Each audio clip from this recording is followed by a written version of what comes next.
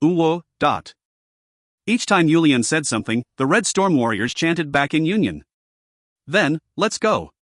Once today is over, the Wikili, as well as the entire desert will know. They will know why we are the Red Storm. Uwu. We will finish this before the sun comes back up. The Red Storm started to move forward at Yulian's command. As the sun started to head down, the Wikili patrol warriors saw a group of warriors in the distance. Is there some type of training today? I didn't hear about anything like that. One warrior answered another warrior's question. Then what are those warriors? I'm not sure. Did anybody receive a message? The other warriors shook their heads. Is it perhaps Pariah's warriors? When one of the warriors asked that, the rest started to laugh. It doesn't even seem like there are 100 of them. Maybe 60 or 70 max. You think Pariah will charge in with that many people? Not. I guess unless they were crazy, they would not attempt to charge in with that small amount. They might be the diplomatic team. Since 2 of their greatest warriors are captured, wouldn't they need to come negotiate the ransom for their release? As one of the warriors shared their thoughts, all of them nodded their heads. They were moving pretty fast and had quite a large party for a diplomatic team, but it wasn't too many people to the point that it would be really weird. Shouldn't we still question them? The 5 patrol warriors agreed and started to ride toward the arriving bunch. Their thought process was pretty normal if you think about it. Nobody would expect someone to try to do something to an oasis with 20,000 warriors with less than 60. But their mistake was that all 5 of them rode toward them. At least one of them should have rushed back to the oasis to notify them of the situation. The heads of the 5 warriors who were just talking flew up in the air with the sun to their back, before falling to the ground. We cannot give the enemy any time to prepare. We need to rush in like a storm and escape like the wind. Yulian shouted toward the Red Storm warriors. Uwu. Although they were the enemy, to kill the patrol warriors like this did not make any of them feel good. But this was not the time to become emotional about something like that. This was the middle of a war and it was their fault for forgetting about their mission as patrol officers. Yulian and Red Storm killed other Wikili patrol warriors like that as they continued to rush forward. The Wikili camp only realized what was going on when 2 moons rose up into the night sky. It was only after Yulian and the Red Storm crossed the wooden fences around the oasis and reached right in front of them. It is a surprise attack from Pariah. The Wikili warriors who noticed the Red Storm rushing forward while killing their peers started to shout and there was chaos in the oasis as they were surprised by the warriors' shouts. As they were still prepared for battle, that chaos did not last too long. Abum quickly gathered his equipment and started to command the warriors with Runa, and it quickly felt like Yulian and the Red Storm was captured in their encirclement. The glow of Pariah, the desert conqueror Yulian provoke and the Red Storm have come to retrieve Pariah's warriors. As Yulian lifted up his chest and shouted loudly with 20,000 Wikili warriors watching him, all of them could not help but be shocked. They came with just that many people? And where is he getting such arrogant confidence from? Yulian looked around at the frozen Wikili warriors, and the ones who made eye contact with him subconsciously turned their heads away. Where are Vibli and Treble? Their glow has arrived. As Yulian shouted once more, Runa finally came to his senses and started to urgently talk to Abum. Abum, are you just going to sit back and watch? The morale of our warriors is falling. Abum nodded his head at Runa's words and started to shout as he stepped forward. Pariah's glow, I respect your courage. However, we are in the middle of a war right now. Do not think we will let you return safely when you have dug your own grave. We will end this war by capturing you. The moment Yulian turned his head toward Abum almost subconsciously flinched. If he did not remember that he was the commanding greatest warrior, he certainly would have done so. Today, I will show you why I am called the Desert Conqueror. I will show you why I have received the title of the War God of the East. I suppose I can retrieve my warriors by capturing you. Yulian shouted like that as he lifted his greatsword high into the sky. As the moonlight reflected off of the sword, it felt like that light was enveloping Yulian's body. Yulian started to move and the Red Storm started to follow. Yulian and Red Storm were like a wild animal in a herd of penis. Nobody could stop Yulian's movements, nor could they stop the Red Storm warriors following behind him. All they could do was chase after them once they passed by. Some of the valiant Wikili warriors tried to get in between them, but they just ended up injured or dead for no reason. The saying that one hand cannot block 10 hands did not apply to them. Each of their greatswords had no problem overpowering 10 shamshirs. Runa, who was seeing Yulian and Red Storm's might with his own eyes for the first time, could not hide his astonishment. This must be why the Shwerii, as well as Ebenong, suffered terrible defeats. It was because they did not know about this overpowering strength and ability to charge forward. Abam. Runa called out to Abam, and Abam was finally about to take his eyes off of their power that he was seeing again. You must hand out orders. If we cannot handle them quickly, it will become a curse in our warriors' minds. Please move the warriors. This might actually be a chance for us. If it is not today, who can catch them in battle? Abam looked back toward Yulian and Red Storm. They still did not seem to be having any trouble. All units changed to the old moon formation. The Wickily warriors started to come together at their leader's command. As long as they had an order, they must follow it even if it leads to their death. At first they were shocked, and then it became chaotic, but as time went by, their fighting spirit started to burn and their movement started to become more agile. And as layers after layers of encirclement surrounded Yulian and Red Storm, Yulian's intuition started to awaken.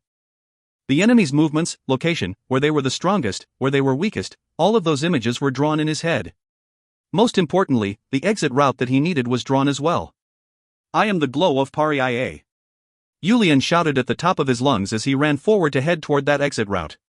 Ooh. The Red Storm warriors responded to Yulian's shout and did their best to stick behind him.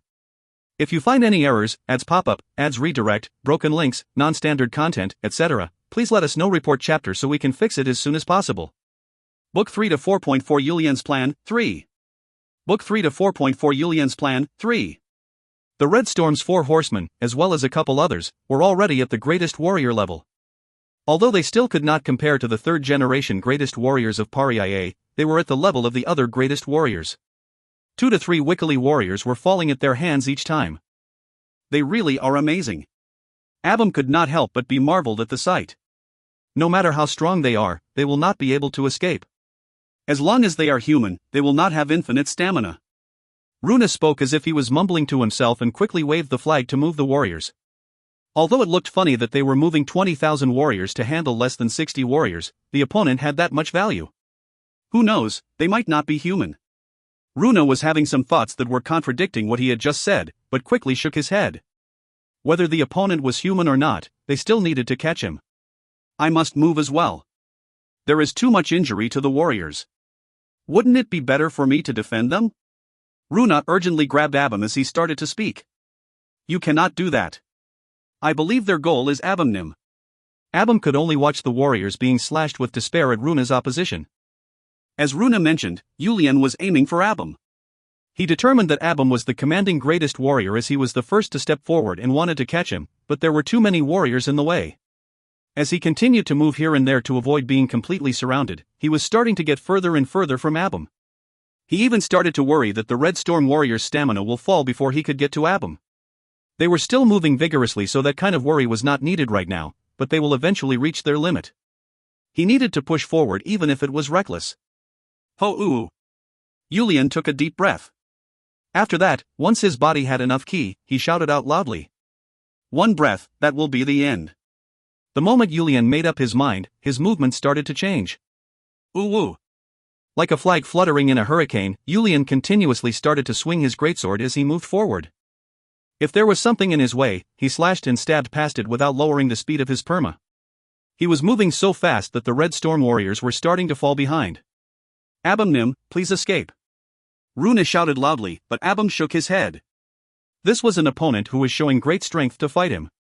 Looking past the warriors' etiquette, he could not escape while watching the Wickily warriors fall one by one, trying to prevent Yulian from getting closer.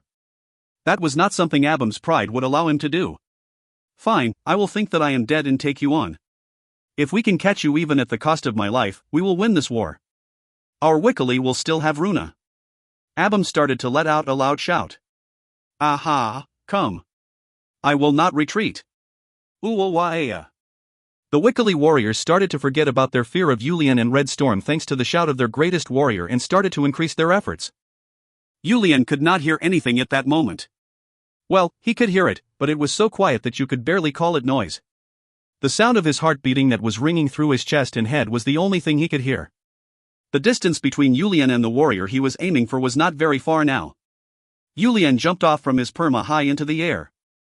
Although he didn't fly high like a bird, the height of his jump in the midst of a fierce battle stole everyone's attention and made the Shamshers stop moving for a moment. Although the amount of time it took Yulian to jump up and land back on the ground was only long enough to blink twice, the only thing everyone could remember was the memory that Yulian had flown like a bird. Yulian started to dance as he was running. He was swinging his arm around and jumping up and down. That kind of dance. Maybe it is best to describe it as feeling free moving on his own 2 feet after being on top of the perma for so long. Now this may be hard to believe, but he was actually running faster than he was moving while riding the perma. That was the truth. The Red Storm did all they could to follow behind him. As they continued to swing their swords, arms and legs started to fly away as a mist of red blood flooded where they were standing. As Yulian and the rest of the Red Storm became covered in blood, they truly embodied their name of Red Storm.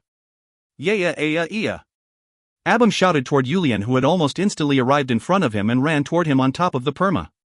I will kill him with a single slash. The shamshir that he was swinging wildly held that type of desire. Boo! The unique noise of the greatsword rang through the air and Abum could feel his shamshir that arrived at Yulian's side widely being pushed away. Although he had not moved his eyes from Yulian, the sight in front of his eyes was changing. This warm feeling that hit his face. Abum felt like it took him quite a long time to realize that he had fallen off of his perma.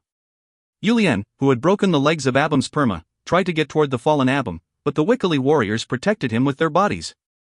The Red Storm warriors tried their best to get to Yulian, who had advanced far ahead, but the Wickley warriors did not easily let them through. Although the Red Storm had strong abilities to charge through, they still did not have enough experience to pierce through a dense formation like this one. Until now, Yulian had used his overwhelming strength to create even the smallest of gaps for them to push through, but right now, Yulian was far ahead of them.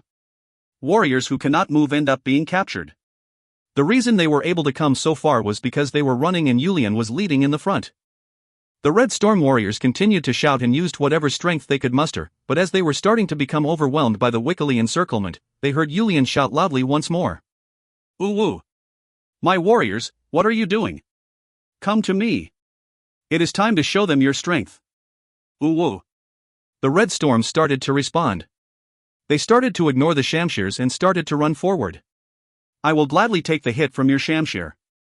There is no way it is going to hurt more than my greatsword. Haisha shouted in a loud voice as he started to rile up the warriors. Damn it, I told you we needed a proper plan. Although Shubian shouted in an annoyed voice next to him, his actions were faster and stronger than anyone else in Red Storm. That all the warriors who were hit by Shubian's greatsword lost either an arm or a leg. The Red Storm started to sustain some injuries all over their bodies. But they continued to move forward and managed to successfully get rid of the warriors who were around Yulian. With nothing to get in his way, Yulian once more started to approach Abum. Everything happened in an instant. Boom! The Wickley could hear that terrifying noise once more. All of the warriors around Abum ended up dead, and although other warriors were running toward them, Yulian had already broken Abum's shining shamshir into 2 pieces. Runa quickly tried to lead 500 warriors to prevent Yulian from getting any closer, but Yulian was already too close to Abum. Tap! Yulian's greatsword finally landed on Abum's shoulder. The moonlight made the dark blade shine as the tip of the blade inched closer to Abum's neck. Abum Nim. Runa was regretting that he could not convince Abum to get to safety, and looked toward Abum and Yulian with a shocked expression. Order them to lower their weapons. Yulian started to speak after seeing the Red Storm warriors who were covered in blood and starting to slow down. Kill me. I will not be lonely as there will be many of you joining me in death. As Abum answered with a cold smile on his face, Yulian slightly turned his wrist and the blade created a small injury on Abum's neck. Didn't I tell you already? I came here to make a deal. I will trade you for my warriors. Seeing Yulian speak so casually, Abum clenched his teeth and started to shout. Have the respect of a warrior. Do you mock me and kill me? Abum's shout stopped the battle.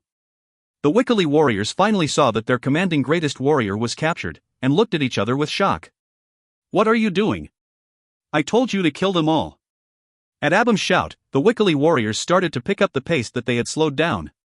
The expression on the face of the Red Storm warriors started to turn dark. Their stamina had already hit rock bottom, and they were just persevering with their mental fortitude. They would not be able to last much longer. Yulian decided there was no need to see anything else. He had made a mistake. He tried to smudge a warrior's honor. I guess I was wrong.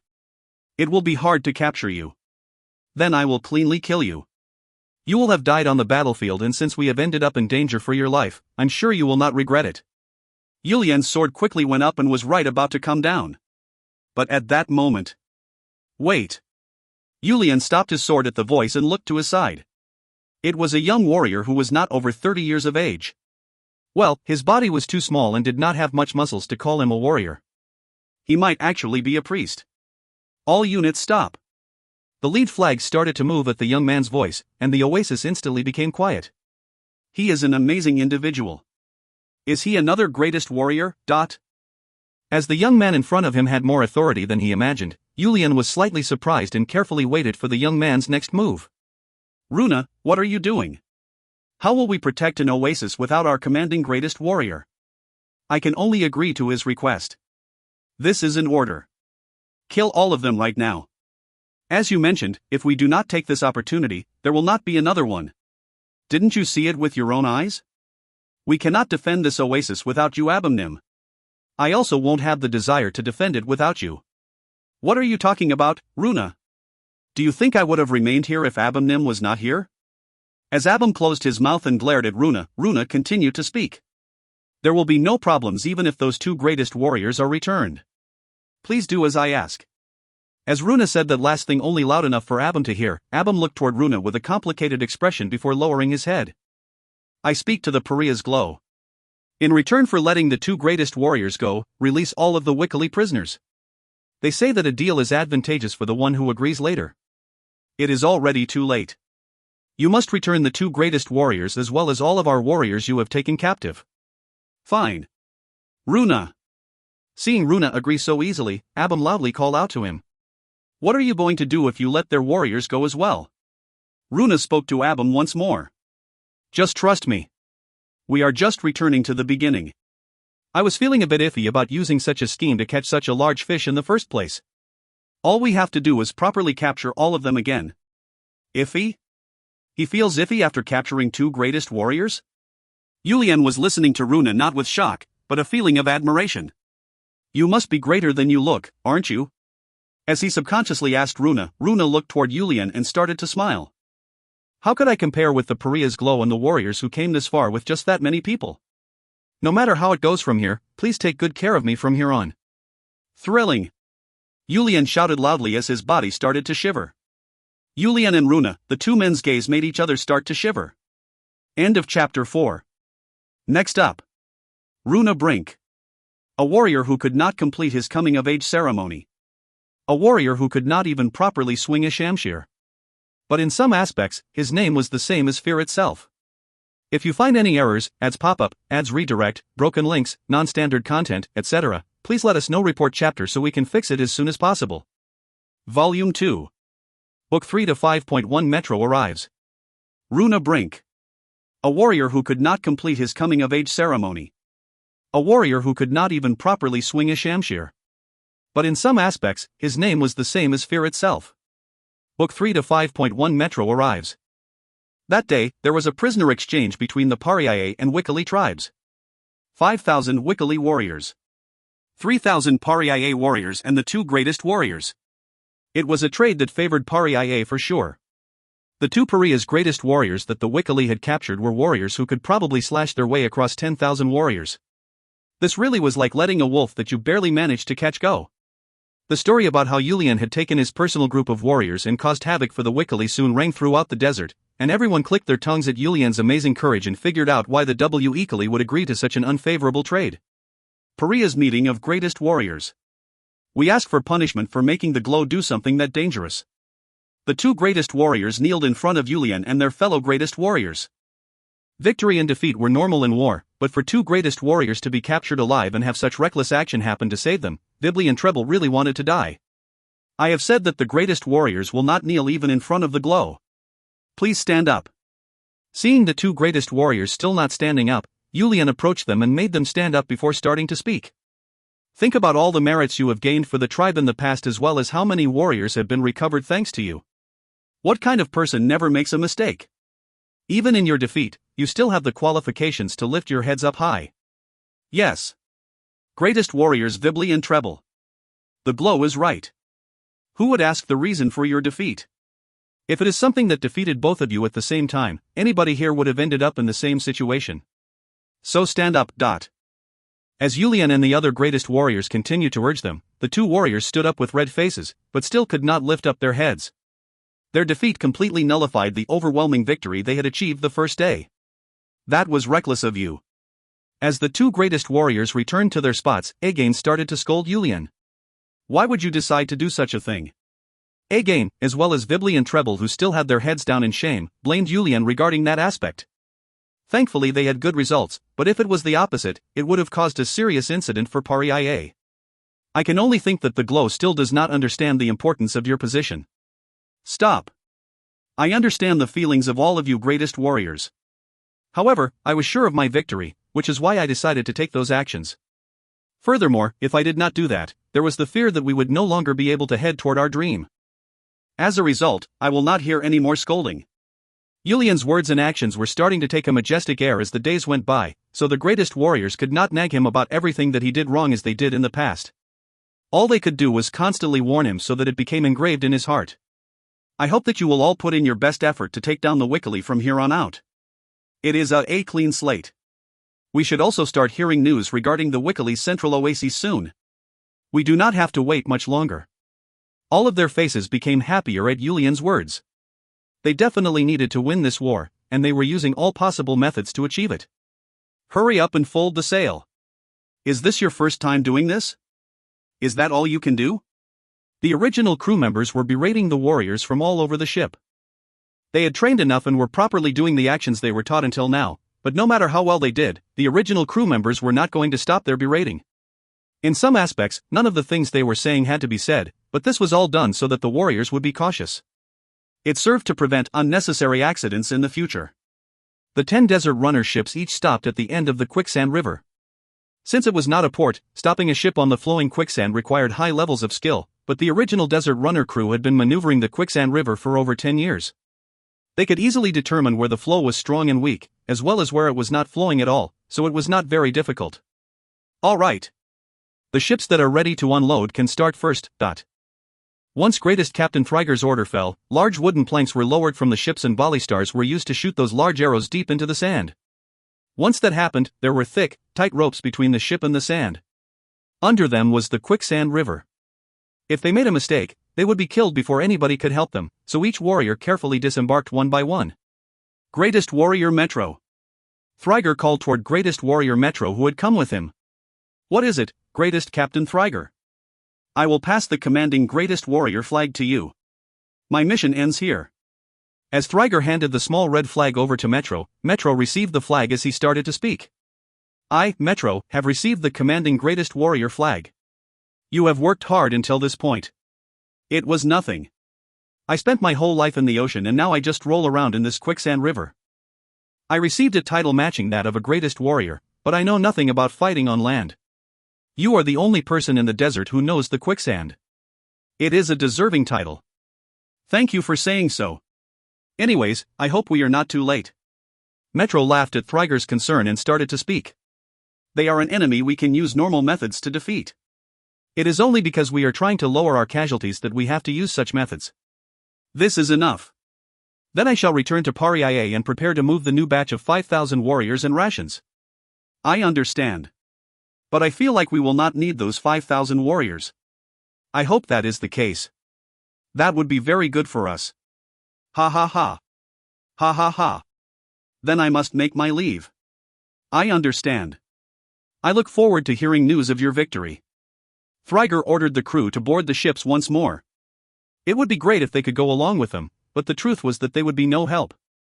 Furthermore, they barely had enough crew members to expertly handle 10 ships, so even if they were asked to go along, he would have declined that request. I really need to train the warriors on how to maneuver the ships, but it is disappointing that they need warriors for a while. Thryger thought about a lot of things as he prepared to depart. Once they were ready, he gave the order to move. The 10 ships of Paria started to slowly head back to Paria. Once Metro saw the 10 ships start to leave, he turned around to look at the 10,000 troops that were under his command. The reason that he, who was not one of Paria's third-generation warriors, ended up with this important mission was because although his strength was not on par with them, he was the best when it came to leadership and strategy. Since he knew very well that this was the case, Metro decided to not worry. Now, they needed to quickly take over the Wickley's central oases. He knew that the Wickley had sent 30,000 warriors south to deal with the 20,000 warriors of Paria. That means that I need to fight against 15,000, and even then, they will be split up in multiple oases. Furthermore, am I not perfectly aiming for the enemy's weakness? Metro had a confident smile on his face. Even the light of the sun was nice and warm to match his mood. If I still cannot take over the central oases with all of these advantages, I should be killed. This time, it will be an overwhelming victory. Oh Wickily, your history ends here. Metro lifted his shamshir high into the air. All units, forward march. Pariah's 10,000 elite warriors started to move toward the Wickely's central oases. If you find any errors, ads pop-up, ads redirect, broken links, non-standard content, etc., please let us know. Report chapter so we can fix it as soon as possible. Book 3 to 5.2 Metro makes his move. Book 3 to 5.2 Metro makes his move. It has already been 2 months since Pariah's warriors were in a stalemate with the Wickely's warriors in the southern oasis. Even though they had multiple times the amount of warriors as Pariah, the Wickely did not charge forward to face Pariah head-on. A couple of warriors started to complain about it, but Runa, who had received permission from Abum to be in charge of the strategy, did not do anything other than allowing a small amount of patrol warriors out at a time. Pariah wanted to just leisurely wait for the news from the 10,000 warriors who had traveled up the Quicksand River, but needed to change their plan as the morale of the warriors was starting to fall. Their mental state was one aspect, but while the Wickely was in an oasis where there was plenty of shade and a source of water, Pariah's warriors were suffering under the intense heat of the desert sun. On top of that, since they could only receive a rationed amount of water, it was only natural for the warriors' morales to drop. Normally, we would use the nervousness from the fact that they have more warriors than us to help control this frustration and anger, but it is very frustrating as they are just tightly hiding inside the oasis. As Vibli spoke in frustration, everybody let out a sigh. They had been trying to start a fight with the Wickely for the past half-month, but the Wickely did not respond. At one point, they made up their mind and tried to attack the oasis, but they just ended up losing 2,000 warriors to the Wickely's perfect defense.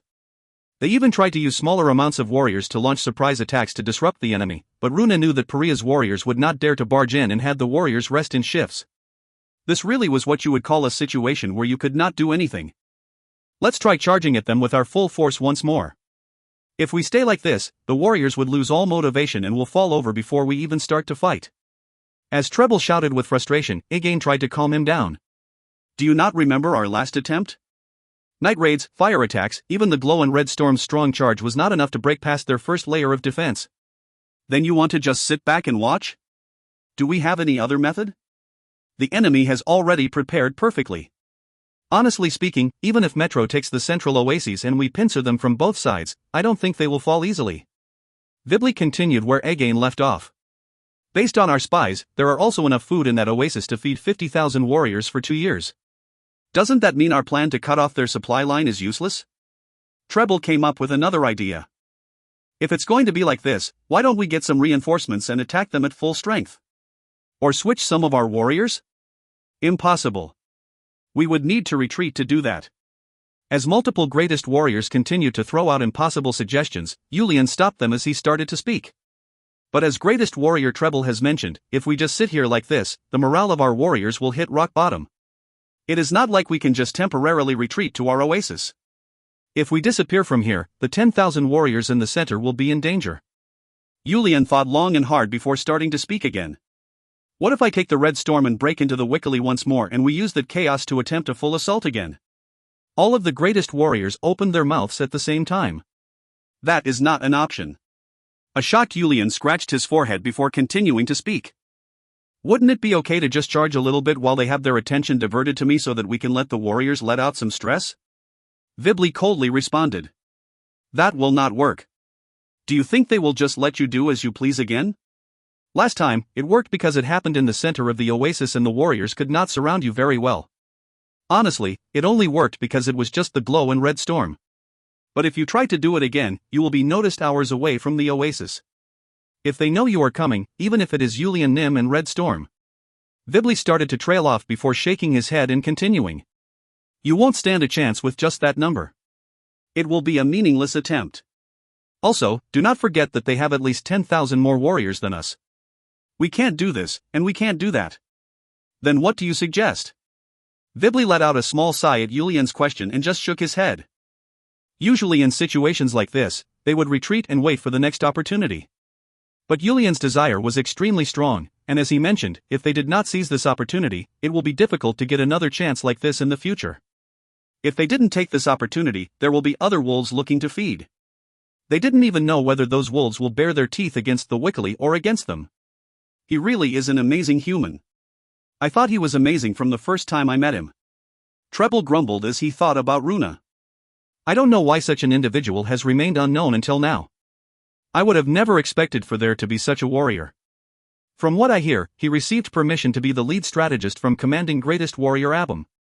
Vibli chimed in from the side, but Yulian knew about the abilities of the young warrior named Runa very well. A tight formation and warriors who moved with precision. They had been well trained and prepared thoroughly. Runa also had the confidence to not worry even after seeing Yulian's might. Yulian nodded his head in approval as he started to speak. He definitely is a surprising warrior. But this is just an obstacle we must overcome. Use whatever tactics you need to use to find a way to make the enemy move. That is the only way for us to win. Again realized nobody could stand this situation very well and clapped loudly to clear the air before starting to speak. I think we should first wait for news from Metro as he takes over the central oases. If he is successful, there should be some response from our enemies. Our priority right now should be thinking about how we can raise the warriors' morale. Everyone agreed with Again and ended the meeting of greatest warriors. What? Abam shouted with shock after hearing what the messenger warrior had to say. Runa also stared at the messenger warrior speechless. The glow has asked that you quickly return or help pressure the central oases. Once the messenger warrior delivered the glow's message, Abam looked toward Runa and Runa asked a question to the messenger warrior. How could they reach the central oases? We have been holding off Pariah's entire army right here. I do not know the details either. However, it is reported that the enemy first appeared near the western quicksand river. Who can come up the quicksand river? As Abam shouted, the messenger warrior flinched before answering. I do not know either. But it is certain that 10,000 of Pariah's warriors appeared from the quicksand river and have already taken over 2 oases. Just what were they doing? Aren't there still 15,000 warriors in the rear? As you are aware, we needed to make sure each oasis had enough warriors to defend, so there are only around 2,000 to 3,000 warriors at each oasis. The enemy quickly invaded, and we did not have time to gather the warriors and ended up being defeated multiple times. Runa shook his head at the messenger warrior's explanation. There was nothing they could do about it. It was normal to keep 2,000 to 3,000 warriors at each oasis to deal with monsters, wild animals, and potential enemies. Even he would not have been able to do anything about it. It is hard to believe, but it looks like Pariah is following the quicksand river north. Now it all makes sense. I was wondering why they only brought 20,000 warriors when they were capable of bringing 30,000 plus warriors on this campaign. Abam knew about that as well. But for it to be the quicksand river, that was something nobody could have ever imagined. So then what happened? The warriors who were at the other 4 oases, as well as the warriors who retreated from the 2 oases add up to just slightly over 10,000. Once the enemy realized that we were gathered together, they stopped their attack and started to focus on defending the oases they took over. Abam let out a deep sigh as he started to speak. That makes sense. Even if it was an oasis without much warriors, you can't still recklessly charge in. The enemy seems to have wanted to cut off our supply line. Either that, or take over the center and pincer us on both sides. Abam started to tap his feet at Runa's comment. They could not move from here, but the rear would be in danger as time went on. What are we going to do about the oases that do not have warriors to protect them? Abam let out another sigh thinking about the people who would be left behind at the oases. It was possible to protect the oasis from monsters and wild animals with strong women, young warriors who have yet to complete their coming-of-age ceremony, and elders who have retired from the position of warrior, but they could not fight against enemy warriors. They had no way to prevent Pariah from doing whatever they want, even if it was pretending to be crazy and killing off all the people in the oasis to clear it. Abam looked toward Runa and asked. Runa, what should we do? Runa thought for a while before finally answering. We cannot return with the enemy to our back. We would be at a disadvantage in a head-on battle. So we must change our strategy. We have to draw them into us. Can you do it? We have to try. If we don't, the Wickley will have suffered too much damage even if we manage to be victorious. Runa's eyes started to sparkle. If you find any errors, ads pop up, ads redirect, broken links, non-standard content, etc., please let us know. Report chapter so we can fix it as soon as possible. Book 3 to 5.3 Raising the Morale, I. Book 3 to 5.3 Raising the Morale, I. We finally got news that they have taken over 2 central oases and are preparing to defend them. What should we do now? Even if we were to work together, the enemy will not falter. Again started to respond to Yulian's question. Even if we have to risk some things, I think it is best to send the 5,000 reserve warriors to the central oases to strengthen their hold and then prepare to pincer the enemy. Then are you saying we will continue to be stuck here? Again shook his head at Treble's question. We cannot do anything else. After our victory on the first day as well as the incident with the glow and red storm, we have completely failed at attacking that oasis. I can confidently say this. When it comes to the movement of troops, that Abum and Runa combination is even more formidable than the Nurses. No way. Unfortunately, it is true. If the Wikili had a strong greatest warrior, I'm sure we would be the side that is currently under attack. The greatest warriors were whispering to each other at Again's response, but that was the case. Furthermore, to save the faces of the 2 greatest warriors who were captured alive at Runa's strategy, they could not really retort Again's statement. Yulian made the greatest warriors stop whispering as he asked a question. Strengthen our hold in the center, and then? Take whatever forces we can to take over the remaining Wikili oases except the one currently in front of our eyes, and then convince them to surrender. That is the most certain and safest method. You mean? As Yulian leaned forward and asked, Again smiled before answering with an energetic voice. Yes. We must capture the Wikili's glow go my mount him alive. That is a smart method. But the issue is the immediate concern with our warriors. Their morale does not seem like it will go up. Vibli responded to Yulian's concern. We should not have any problems for a bit if we share the news that they have taken over the central oases. However, I feel like we need to decide to attack or retreat quickly. This is taking a heavy toll on the warriors' staminas. Let us do that. For now, we will end it here. As the greatest warriors left at Yulian's words, Yulian stood up and started to stretch, twisting his hips and then lifting up his arms. It is weird to say he was feeling bored in the middle of a war, but because he had nothing to do, he was training and exercising with the Red Storm. But maybe it was because there was a lot of concerns in his head, but he did not feel refreshed at all. Yulian. His master entered his peo at that time and called out to him. Master. As Yulian reacted to seeing his master for the first time in a while and greeted him, Chun Myung-hun patted Yulian's head as he asked. It's difficult, isn't it? I am concerned, but there is nothing so far that will be a problem. That's how it is to be at the top. Your body is relaxed, but your blood dries. But you must never forget the basics. You haven't forgotten why you wanted to be the glow, have you? Of course not. Then it is fine. I trust that you will continue to do well. The reason I came to find you today is because I need to leave again. Where to? A friend I made in the continent is looking for me. The old hag is nagging me to come so much that I feel like I need to go visit her. I had planned on staying by your side to watch over you until the end of this war, but the situation has changed. Yulian was shocked at Chun Myung-hun's words. Even if his master did not step in to help, the existence of his master was a great mental relief for Yulian. Is it urgent? This disciple wishes for his master to continue to watch over him if possible. If you were a kid who wasn't potty trained, I would ignore her and stay here, but when I look at you, I see a man and a leader. I am leaving because I trust that you will do well. Chun Myung-hun also responded in a disappointed voice that seemed to show that he wasn't happy about it either. It was because he knew just how much Yulian had relied on him since Glow Baguna had left the world like that. You won't get stronger unless you can overcome this type of obstacles. It looks like the enemy's leader is quite talented. But neither you nor your warriors are weak. If you cannot even overcome something like this, can you even draw a portion of that dream of yours? That's true, but... Chun Myung-hun patted Yulian's head again as he started to speak. I thought you were an adult but you are still a kid.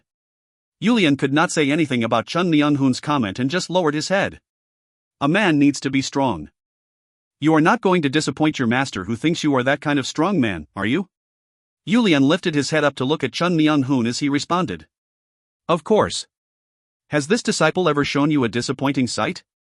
Just as my master is strong, so is this disciple of yours. I should not take long. When I return, I expect to see a larger paria with you. You can expect it to happen. Alright, I will trust you. Chun Myung-hun patted Yulian's head and back once more before he left. Yulian plopped down to the floor thinking that things were not going the way he wanted them to go. But master is not wrong. If I cannot even overcome something like this, I can forget about unifying the desert. Yulian let his emotions out as he stood up while mumbling to himself. Maybe I am overcomplicating things these days. Isn't this a war we cannot lose? As Yulian filled himself back with confidence and headed outside the Peo, the Red Storm warriors were waiting for him. What's going on? Haisha answered as the representative. The old master said that Yulian Nim was feeling down, so we all gathered to see if something was wrong. Master, he didn't have to. Yulian smiled internally as he responded. Why would I be feeling down? I trust my abilities, all of you, and Pariaye. My body is just itchy. Alright, shall we run for the first time in a while? The Red Storm warriors started to smile at Yulian's words. My heart has been beating like crazy since we caused that ruckus last time. I've been wondering when we could have that kind of battle again. Shubian shook his head at Trickwell's words. It is only because it ended up ending well. Only because nobody ended up dying. Why do you have to blow out the candle when someone is speaking happily? As Trickwell grumbled back to Shubian, Yulian started to smile as he started to speak. What he is saying is not wrong. But would you believe me if I told you I had absolute certainty about that last incident? Putting all of that aside, I only went along with it because Yulian Nim stepped forward. Otherwise, I would never do such a thing. Yulian, who could not determine whether Shubian was praising him or not, started to smile again. Since the overall morale has fallen, it wouldn't be a bad idea for us Red Storm to be the clowns and throw a show. Haisha started to speak. I wanted to talk to you about that problem. The morale is unbelievably low right now. Well, we are okay because we are sparring with each other in the back. Didn't I tell you to take it easy for a while? Nobody ended up dying, but many people ended up with a lot of small injuries. But honestly speaking, after causing that ruckus through the Wickley Oasis that last time, the Red Storm warriors had to suffer from the aftermath of their injuries for a couple of days. Their ears were flooded with the priests grumbling that even in the battlefield, the Red Storm warriors continued to bother them. Everybody had too much energy to just sit back and relax. Fine then. Let's give them a show called a mock battle. Since Red Storm is already the representative brigade of Pariaye, if we show them something that will light a fire in their hearts, the morale should go back up. The warriors' eyes started to sparkle at Yulian's words. In battles, there is bound to be a reward for the winners.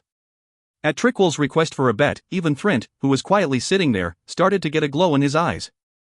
He was someone who did not want to lose even if it was just a mock battle against other Red Storm warriors. All right. Then the losing side will serve the winning side as superior warriors for a day. How does that sound? Shubian asked a question at Yulian's suggestion. Yulian Nim, whose side will you be on? I will be the judge. You trust my judgment? Then I am okay with it. I guess we should prepare the wooden swords. Let the warriors know. Shows are always more entertaining when you have a large audience. The warriors ran out shouting loudly after Yulian's final words. They had been frustrated for a long time as well. There was quite a disturbance in Paria's camp that had been quiet for a long time. Red Storm's mock battle. The warriors who all knew about the might of the Red Storm all started to gather in one location. The lead warriors were definitely there, and even the greatest warriors all gathered with anticipation in their eyes. Especially because people like Haisha and Thrint were already pretty much on par with Vibli and Treble in terms of strength, they were all curious to know how they reached such levels at their young ages. Hey, it's entertaining having such a large audience, but it's going to be shameful for the losing side. As Trickwell looked toward Haisha and started to speak, Haisha started to smile as he responded. Then we will look even cooler if we win. Shubian also started to speak to Thrint. Hey Iceberg. You heard them right? If we lose, you won't be able to sleep tonight because of shame. As long as you don't fool around, we will win. Fool around? Call me efficient. Don't forget that my squad has won the most times in our squad competitions. Since that was the truth, Thrint just smiled bitterly as he looked around. A lot of people have gathered. It looked like all of Paria's warriors had shown up. The warriors were all in a circle that looked like a thick wall because of all the people. If you find any errors, ads pop-up, ads redirect, broken links, non-standard content, etc., please let us know. Report chapter so we can fix it as soon as possible. Book 3 to 5.4 Raising the Morale, 2. Book 3 to 5.4 Raising the Morale, 2. Yulian shouted from the center. Warriors of Pariaye. I know very well that you are having a tough time. But you must not forget why we're all out here. We are here to make our territory larger and bring more people into our tribe so that we can step away from the influence of the strong forces of the continent. We cannot forget that we are here to make our lives better. Uwaea. Become strong. Do not die. Shouldn't you at least see what kind of person your glow is? Shouldn't you be here to see the changed desert? Shouldn't we get out of the current situation where all men become warriors to kill or be killed? I will show you the strength of our Pariah. Look at the strength of the warriors who are about to reach the pinnacle. And follow them. Today, I will show you the goal you should be aiming for. All of the warriors could feel their hearts pounding at Yulian's loud voice. Red Storm, are you ready? Woo. You may all be allies, but this is a competition. Do your best. Treat the enemy's wooden sword as a real sword, and if you feel like you have received a hit that would leave you unable to continue in a real battle, step away. That is the only way to have a fair and just battle. Woo. The Red Storm warriors looked over their t-shirt-shaped leather armor and their wooden swords. If they were using their greatswords, these armors would be useless, but since it was a mock battle, they made sure to put them on. It was possible to get a broken bone with a wooden sword, so the armors were there to help prevent any injuries. In the middle of the audience of warriors, Red Storm divided into two groups and set up their formations. Start the competition. With Yulian starting the competition, the two formations of Red Storm warriors quickly ran forward. Running strength played a large part even in smaller scale battles. And when you are in a battle like this where you are very clear about your opponent's strength, you needed to take even the slightest terrain advantages you could get. Uwaea. The warriors in the audience started to cheer. They were finally getting to see the might of the Red Storm that they had not been able to see clearly until now. Clack! Clack! Clack! They could instantly start to hear the sound of wooden swords clashing. There were even instances of wooden swords breaking from the first clashes. Squash them. Flip them over and kill them. There were rough words being said in multiple places that it was hard to tell if they really were fellow warriors. The Red Storm warriors all had higher levels of pride and competitive spirit compared to most warriors. That personality was the reason they selected to join the Red Storm in the first place, and it was what kept them going even when Yulian was mocking them and putting them down. Although they were on the same side, the moment a competition begins, they were the enemy. As wooden swords started to break and people started to fall of their permas, they started to fight with their fists. The Red Storm warriors' surprising strengths made the other warriors drop their jaws, and some of them even questioned whether they had to go that far, making each other bleed and shout out in pain. Even though it was a competition, they were still fellow comrades. Some of them started to be eliminated one or two at a time, and at the end, everyone was down on the ground heavily breathing. There were even a few warriors who had ended up fainting. Yulian started to shout after seeing them in that state. Take a close look. This is the Red Storm. They were able to stay alive because they have worked hard and become stronger. Even 20,000 Wickily warriors could not stop them. Since this was all set up to prevent the morale from falling and bring up the warriors' passion, Yulian started to say things that would light a fire in the hearts of the warriors. I will ask you this. Do you think you can take on the Red Storm? I hope you aren't scared, are you? The warriors started to get angry in their hearts. They saw the strength of the Red Storm warriors with their own eyes, but they felt that if it was them, they would not let a mere 60 warriors get away from them. Do you think I am speaking nonsense right now?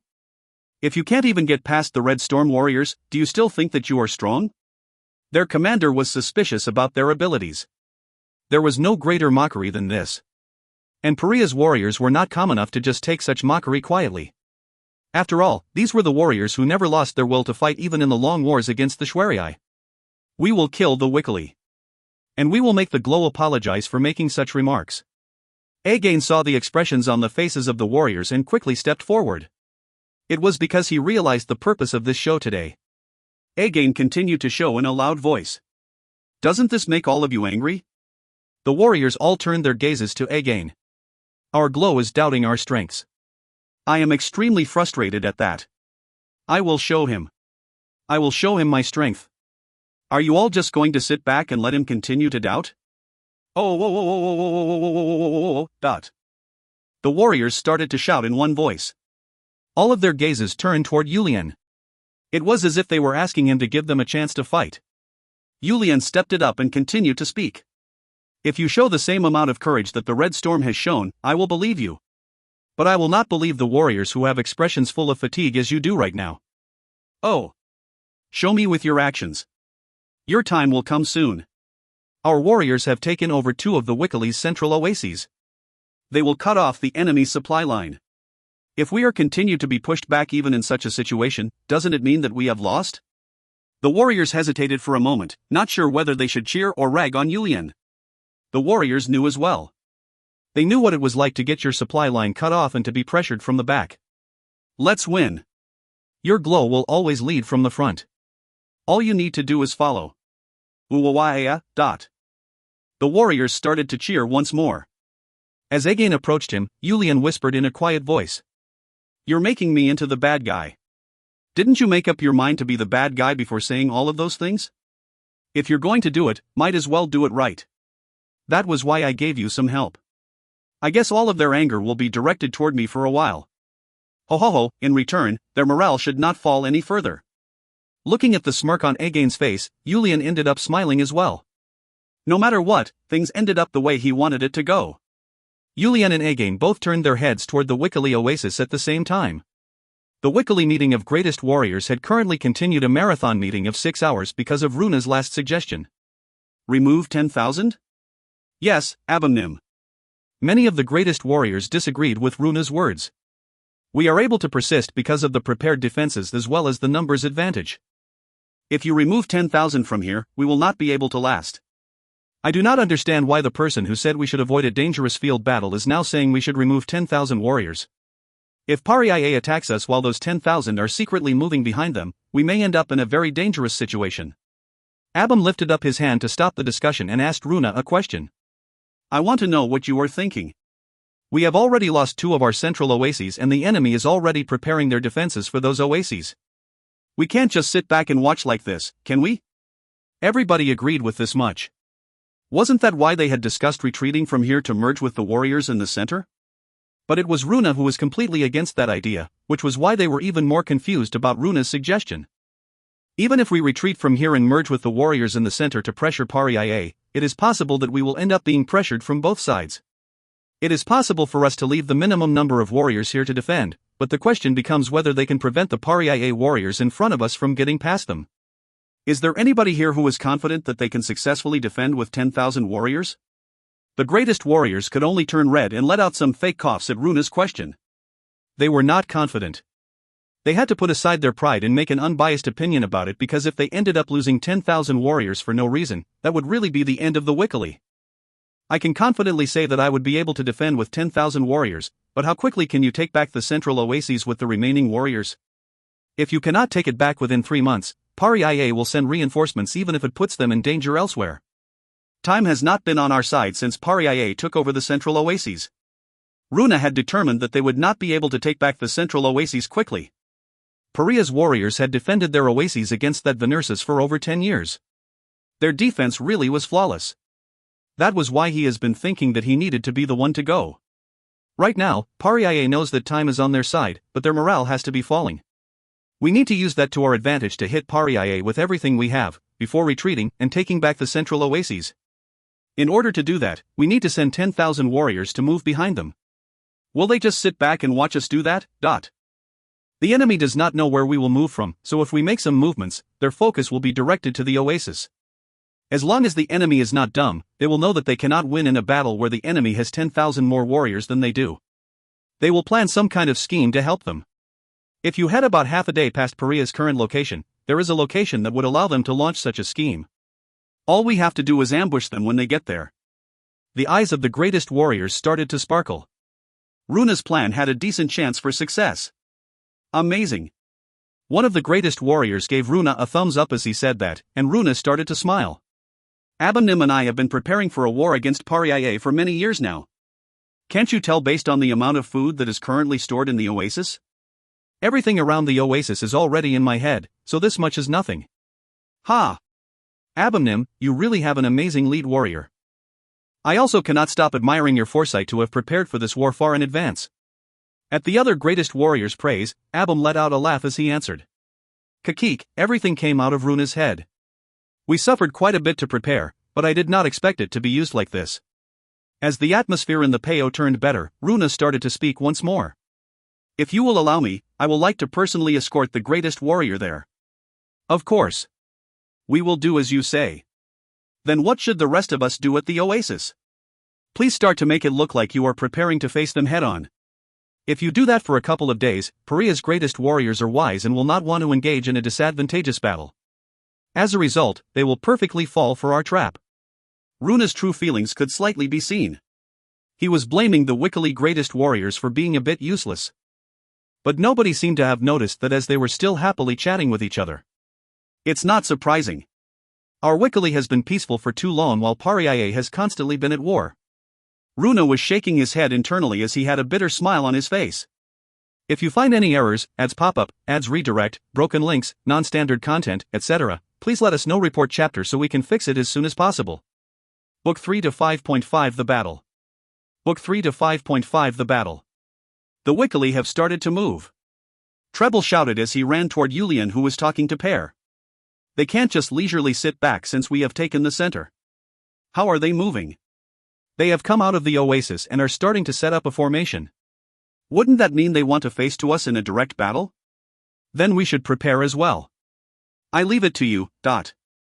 Yulian had been studying hard, but he was still lacking quite a bit compared to the other greatest warriors when it came to the movement of such a large army. After asking Treble and the other greatest warriors to prepare the formation, Yulian sent Pear to go gather the Red Storm warriors. As he watched Pear run to gather them, Yulian wondered to himself how it would be if he groomed Pear to become a greatest warrior instead of a member of Red Storm.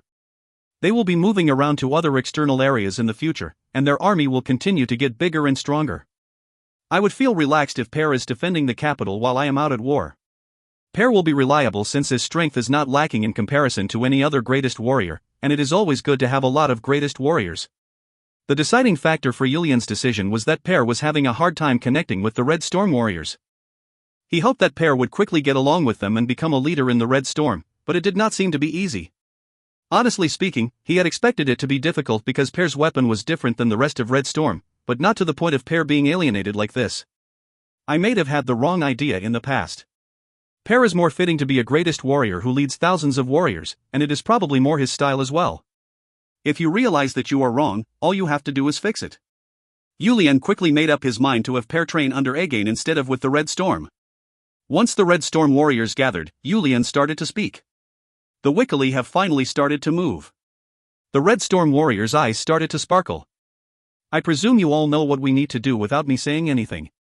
It is the same story this time. Do not die. If you want to die, I will kill you with my own hands, so do not die by anyone else's hands. Shouldn't you be killed by someone at least at my level? What are you saying? We will not even lose to Yulian Nim now. The heavy atmosphere relaxed once more at Trickwell's words. Yulian laughed internally as he pointed at Trickwell as he responded. Trickwell, I will verify that later. There is no need to verify it, I was just saying that is the case. Who said anything about sparring against Yulian Nim? You sly fox. Fine.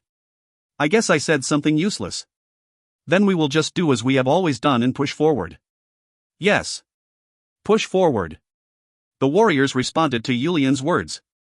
As the Red Storm warriors started to move, Yulian called Pear over and started to speak. Pear. Yes, Blow.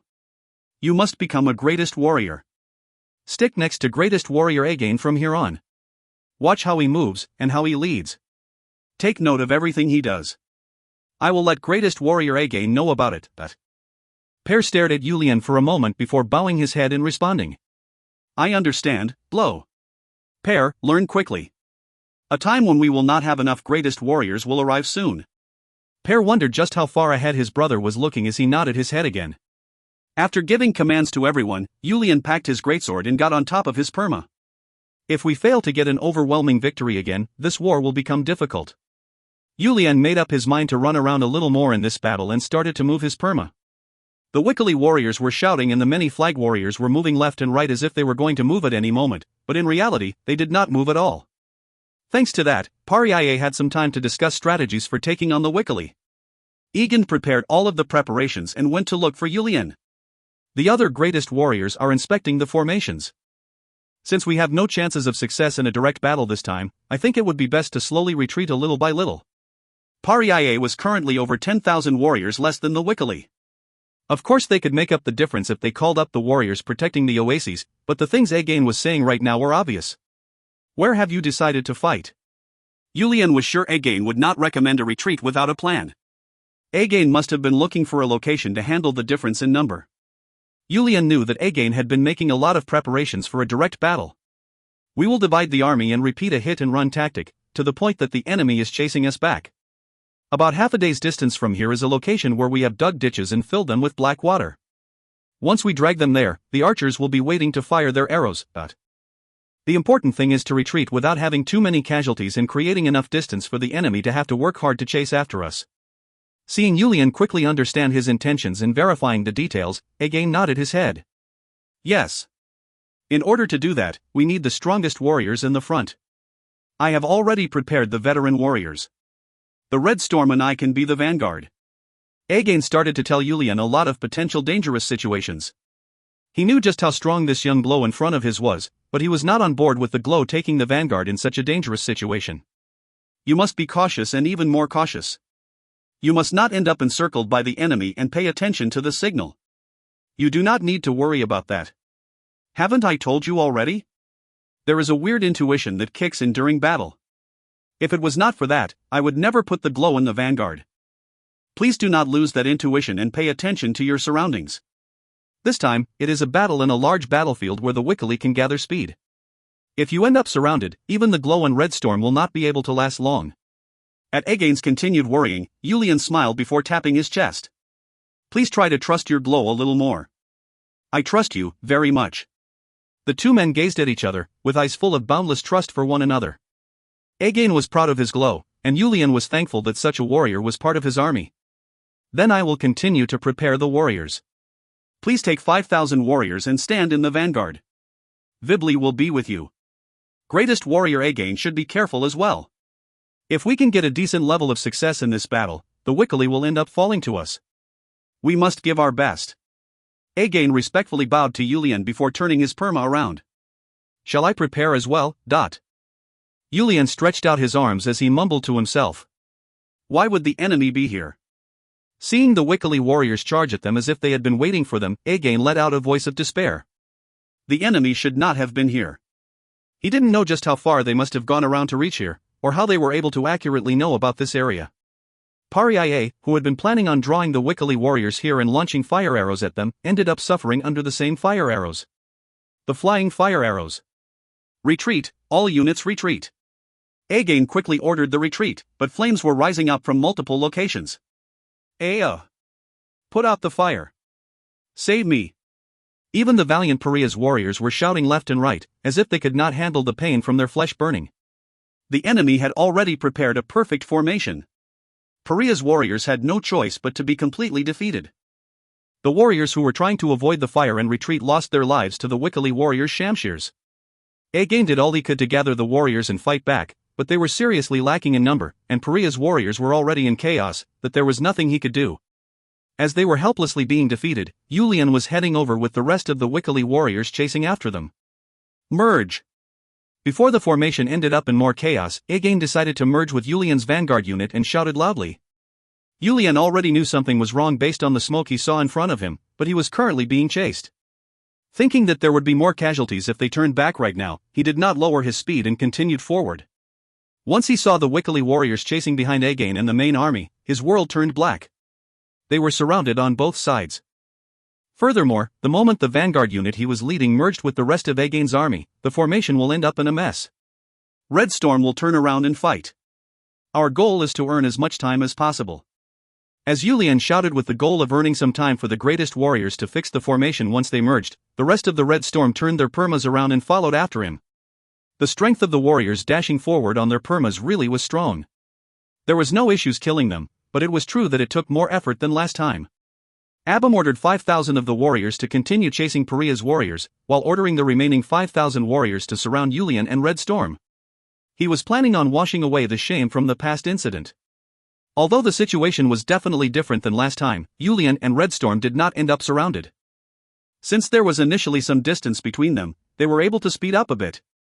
This, in addition to Yulian's intuition, allowed them to efficiently aim for the gaps in the Wiccoli formation as they dashed forward. Behind them, Yulian's vanguard army and Again's main army merged together, and Again was shouting loudly to fix up the formation. The Wiccoli warriors were relentlessly chasing behind them. Runa's ability to lead the troops was starting to shine.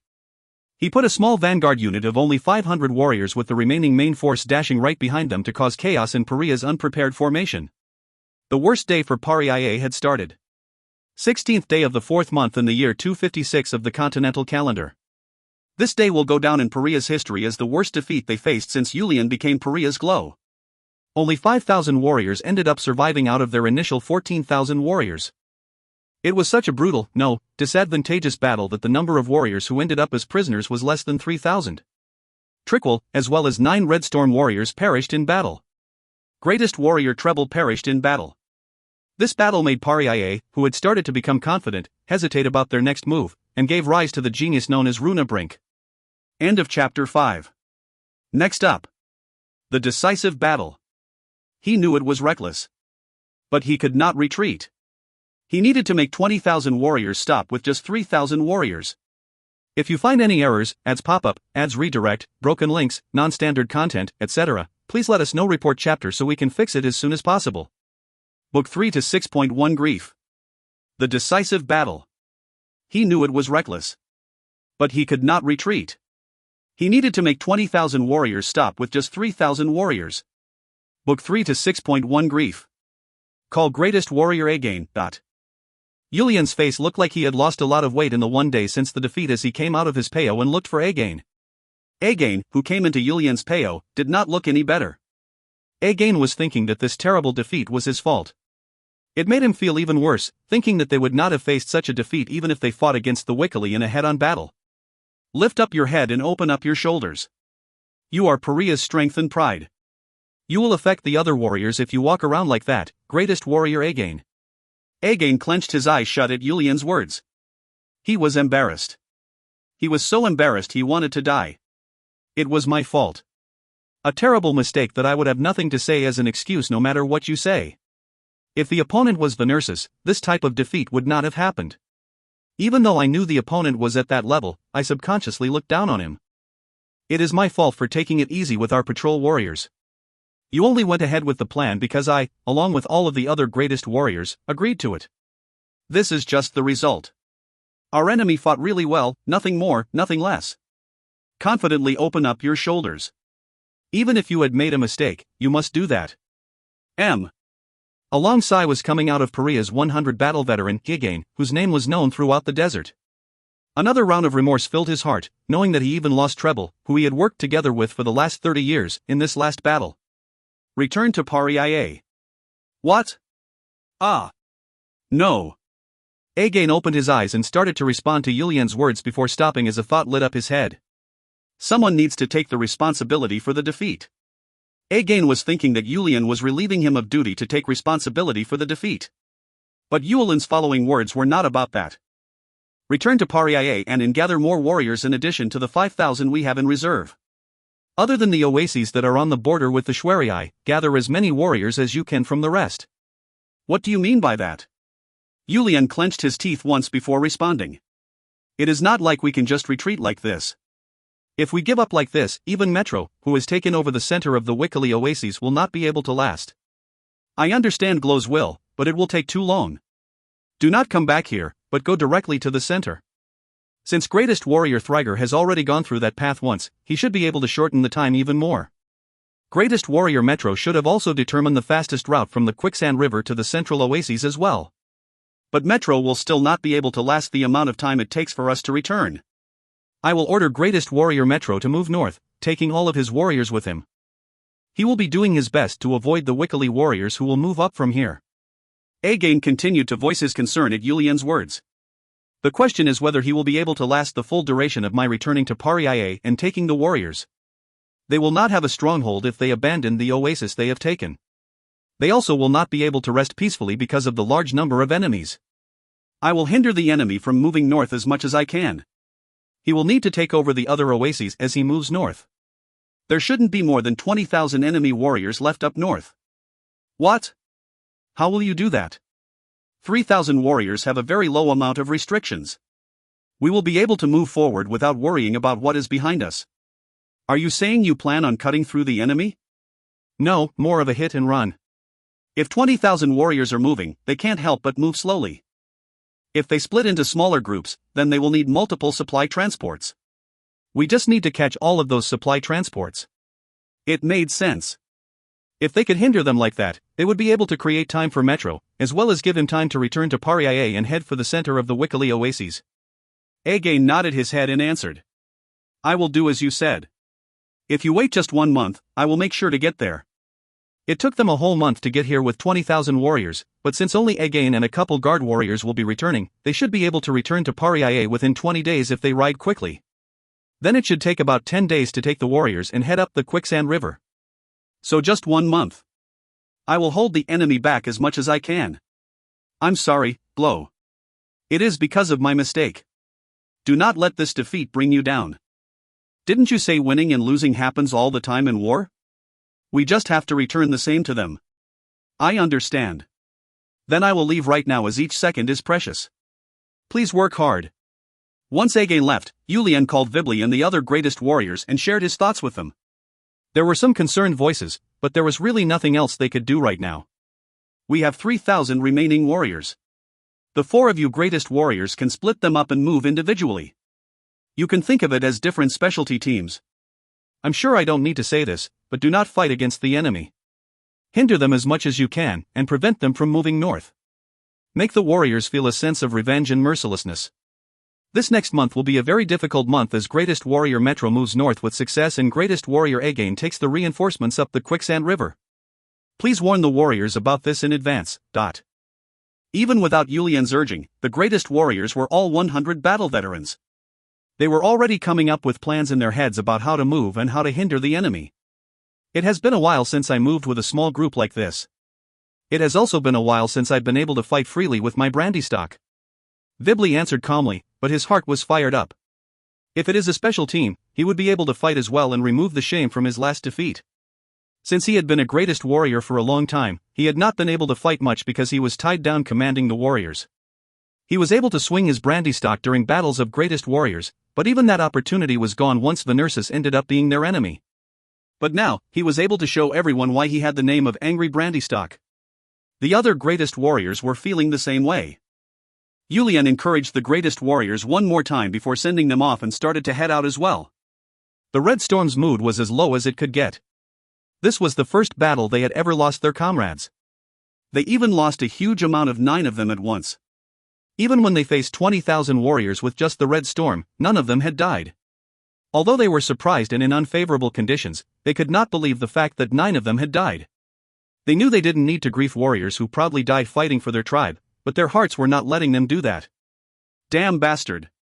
Shubian muttered to himself while clenching a leather necklace with 3 bavas, one of the most violent wild animals in the desert. It looks like an elephant, but their nose is short and they are carnivorous. They can be trained and used in war, but there are not many because it is very hard to tame them. Teeth. Everyone knew who the owner of that necklace was. It was the necklace Trickwell always had on him. He had made it as a souvenir to remember the animal he took down for his coming-of-age ceremony. Shubian had taken it off Trickwell's neck once Trickwell died. How could the one who claimed to be the best be the first to die? This is disobeying command. The rest of them are the same. We were told not to die, but they die before the rest of us? Damn bastards. The warriors all lowered their heads at Shubian's words. Trickwell was the mood maker for Red Storm. To think that they would never hear that loud laughter or his bluffing ever again. Some of the dead warriors died while taking a hit to defend another warrior, while others died while taking the lead against all sorts of dangers. The weight of each and every one of their deaths was pressing down on Red Storm. They were all clenching their teeth and holding back their tears, knowing that if one of them started to cry, all of them would start to cry as well. What are you all doing? As Yulian appeared in front of the warriors who had their heads down, all of them turned to look at him. He had changed so much in a single day. Normally, just looking at Yulian made you feel like he was glowing. He had a mysterious aura that resonated from him. But right now, he just looked like a weak and brittle man. Shubian was upset. That was why he said something he would normally have never said. Why the hell do you look like that? You look like you just came back from the dead. Shubian also looked that way, but he didn't care about that. We are allowed to be that way, but the glow cannot be like this. Isn't the glow someone who is supposed to be shining no matter the situation? Doesn't it make us look bad if you show up looking like that? It makes us think you look like that because we couldn't fight properly. Shubian was huffing. He was feeling like he would cry if he didn't at least shout like this. Yulian immediately turned around. The warriors were crying. They weren't visibly crying, but he could see them lamenting in their hearts. Seeing them like this almost made him cry as well, so he quickly turned around and clenched his teeth before putting a lot of strength in his eyes to prevent himself from crying. Thrin started to speak toward Yulian's back. Glow, you are not here to say we are going to retreat, are you? Of course not. How can we retreat like this, any of us were lost? We couldn't even retrieve the bodies of those damned bastards. They may be damn bastards, but they still died as warriors. Shouldn't we at least give them a warrior's respect and send them off? Shubian was shouting loudly. Shubian! Haisha held back the visibly upset Shubian. Shubian was normally very cheeky, but he was the sympathetic and affectionate warrior in the group. That was why he was always nagging everybody. He didn't want others to know how he really was. Still, everybody knew the truth. That was why they enjoyed his nagging. But today, he was removing that mask and revealing his true self. He was the first of the warriors to cry. I will not forgive you if we retreat like this. I will never forgive you. If I find anyone heading back, I will rip their legs myself. Shubian! Haisha started to slap Shubian's cheek before hugging him. We are in front of the glow. Your anger, my anger, and all of our anger is here. Do not lose control, you little punk. I don't need anyone. Even if everyone else goes back, I will remain here and kill them all. I will not return until I can give each and every one of those 9 damn bastards a proper funeral with my own hands. Shubian continued to shout even while in Haisha's arms, as if he had already lost all sense of reason. Shubian, I will kill you if you cry anymore. Stop crying. Thrin started to shout. That weak-hearted bastard was making him start to tear up as well. The majority of the warriors were all crying as well. But wouldn't it be shameful if he cried as well? If he, the person who was known within the storm as the most cold-hearted, started to cry as well, then they would really start to believe that something like this happened because they were not good enough. Shit! Thrin started to curse. But none of it was directed at anybody. He just continued to swear, using it as a replacement for his tears. Yulian continued to have his back turned toward them as he looked up to the sky. Damn it! Yulian started to head outside. He didn't feel like he should stay here any longer. As they mentioned, the warriors would feel shameful if they cried in front of him. Plus, Yulian just rubbed around his eye like nothing was wrong. If you find any errors, ads pop-up, ads redirect, broken links, non-standard content, etc., please let us know. Report chapter so we can fix it as soon as possible. Book 3 to 6.2 Fighting 20,000 with 3,000. Book 3 to 6.2 Fighting 20,000 with 3,000. Again urgently rushed back to Paria, and the 3,000 warriors were divided up between the 4 greatest warriors' commands. I pray that you do not die and definitely come back to me alive and well. That was the only thing Yulian said after gathering all of the troops. Everybody was satisfied with just those words. Let us run like a hurricane. Let us drench them in red.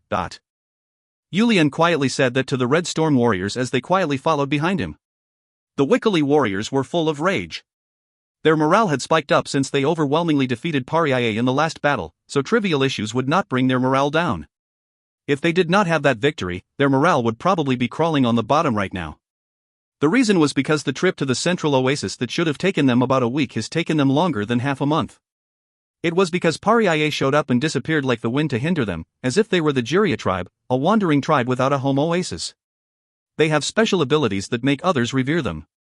The thing that smaller units had over large units was their mobility and ease of movement. They did not fight. They just showed up without warning and quickly disappeared. But it wasn't like they could just ignore them. If they just let Paria do whatever they want, they would strategically hit them and injure tens of warriors in the process. But more importantly, it was the fear that that group would work together with the enemy Glow and his personal brigade called the Red Storm. The Red Storm swung their swords faster than any other Paria warriors and moved much faster as well. In addition, leading them was one of the desert's war god who could not be stopped by even hundreds of warriors. Runa had prepared many schemes to catch them, dig traps, prepare nets, ambushes, etc., but they were all useless. That was why their only choice was to stop and create formations whenever the enemy units showed up. In addition, since their supply transports were raided, the main unit had to move with the supply carts to prevent further raids. This made their speed even slower.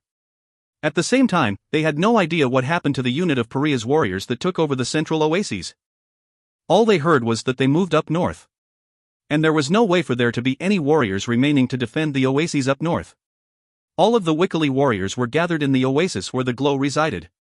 They wanted to quickly chase after Pariah's warriors up north, but the 3,000 Pariah warriors behind them would not sit back and let them do as they wanted.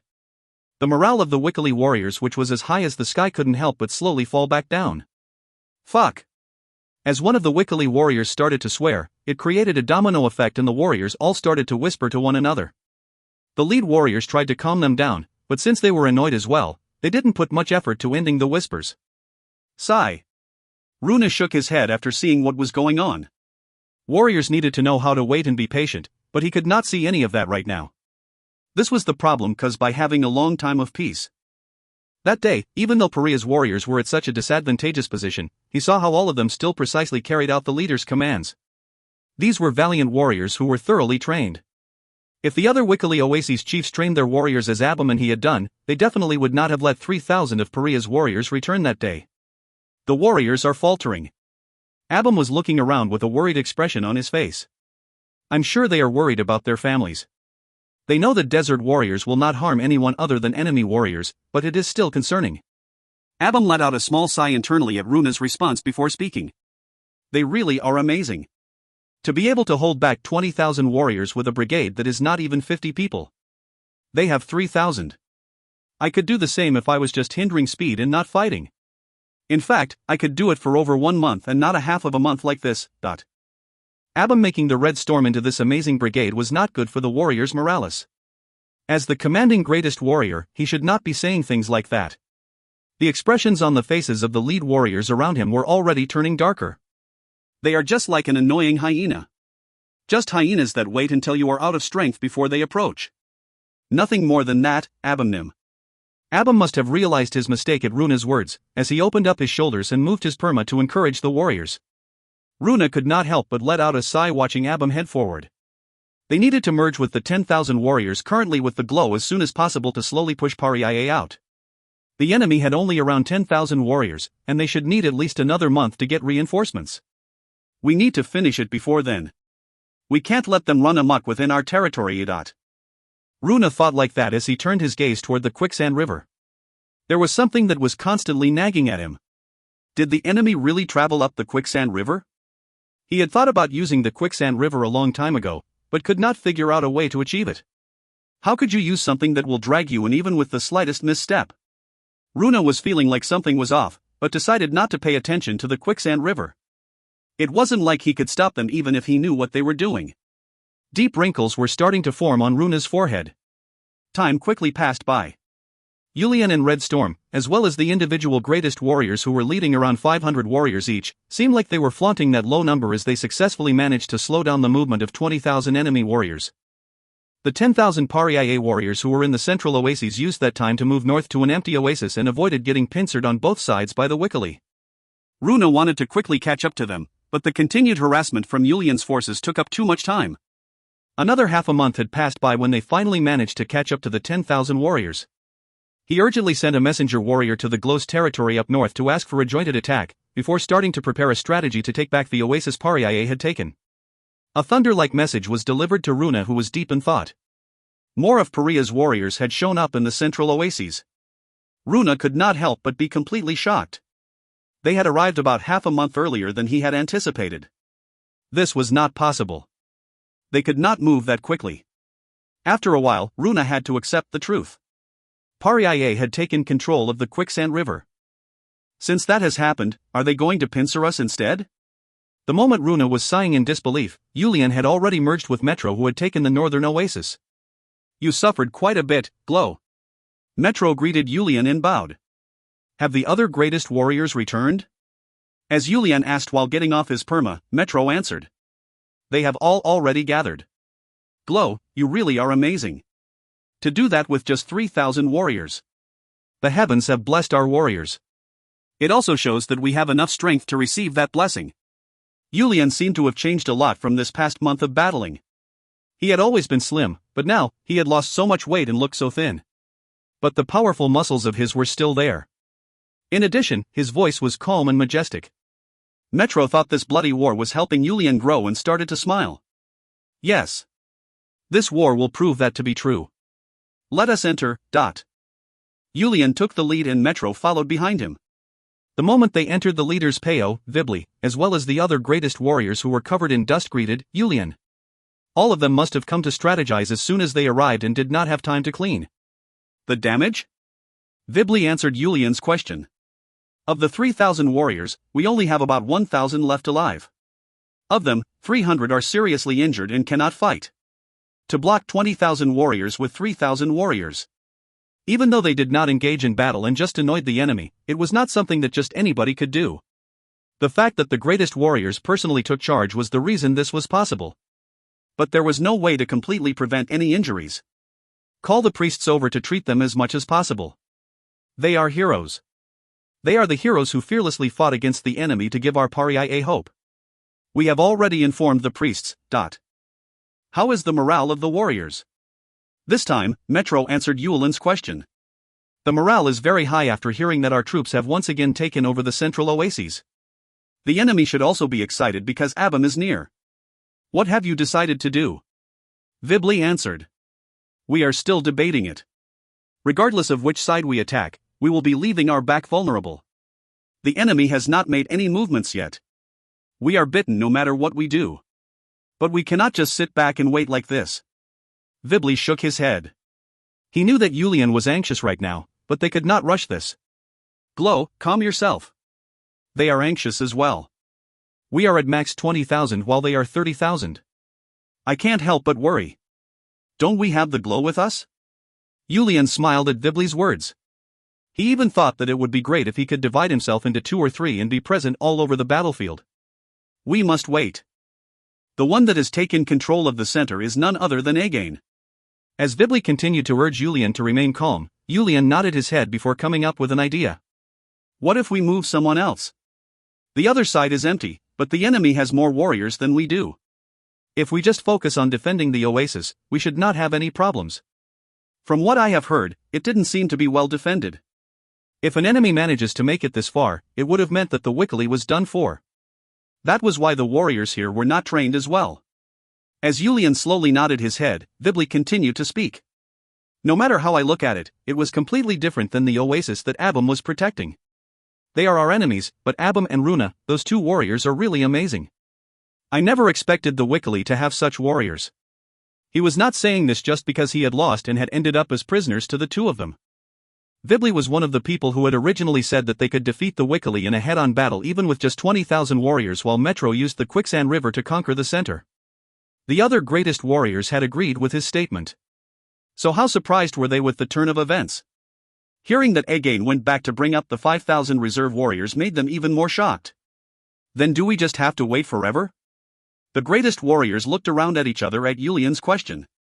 Each of them shared their thoughts with their expressions, but all of them were hesitating. In a situation like this, the first to move was always at a disadvantage. Only if they could figure out how the enemy was going to move. They would not be able to come to a solution even if they discussed for days. In a situation like this, a different type of good news was delivered to them. If you find any errors, ads pop-up, ads redirect, broken links, non-standard content, etc., please let us know. Report chapter so we can fix it as soon as possible. Book 3 to 6.3 End of the War. Book 3 to 6.3 End of the War. What? Abam jumped up out of his seat as he started to shout. We have received report that Oklahoma has crossed the northern border area. Abam fell back down at the messenger warrior's report and Runa tilted his chair back as he rubbed his face with his hands. It wasn't a surprise. He had been worried about the northern territory. But there was nothing he could do. They would not have been able to fend Paria off with a small number of warriors. In the beginning, he didn't think anybody would invade because they still had 15,000 warriors remaining. As long as the majority of the oases remained stable, things should have been fine. But once the central oasis was attacked, the remaining warriors had to come battle Paria's warriors as well. Of course they would not sit back and watch. This was why I emphasized creating an alliance so much prior to the war. Since Oklahoma would have been next on Paria's radar once we were defeated, they would have welcomed it as well. Runa bit his lips. Even he could not come up with a solution as the world started to turn dark around him. This might actually be the end for the Wikili. Abam tried to talk to Runa at that time. Runa. Runa? Yes. Abam Nim. Once Runa realized Abam was calling him, he quickly turned to look at him.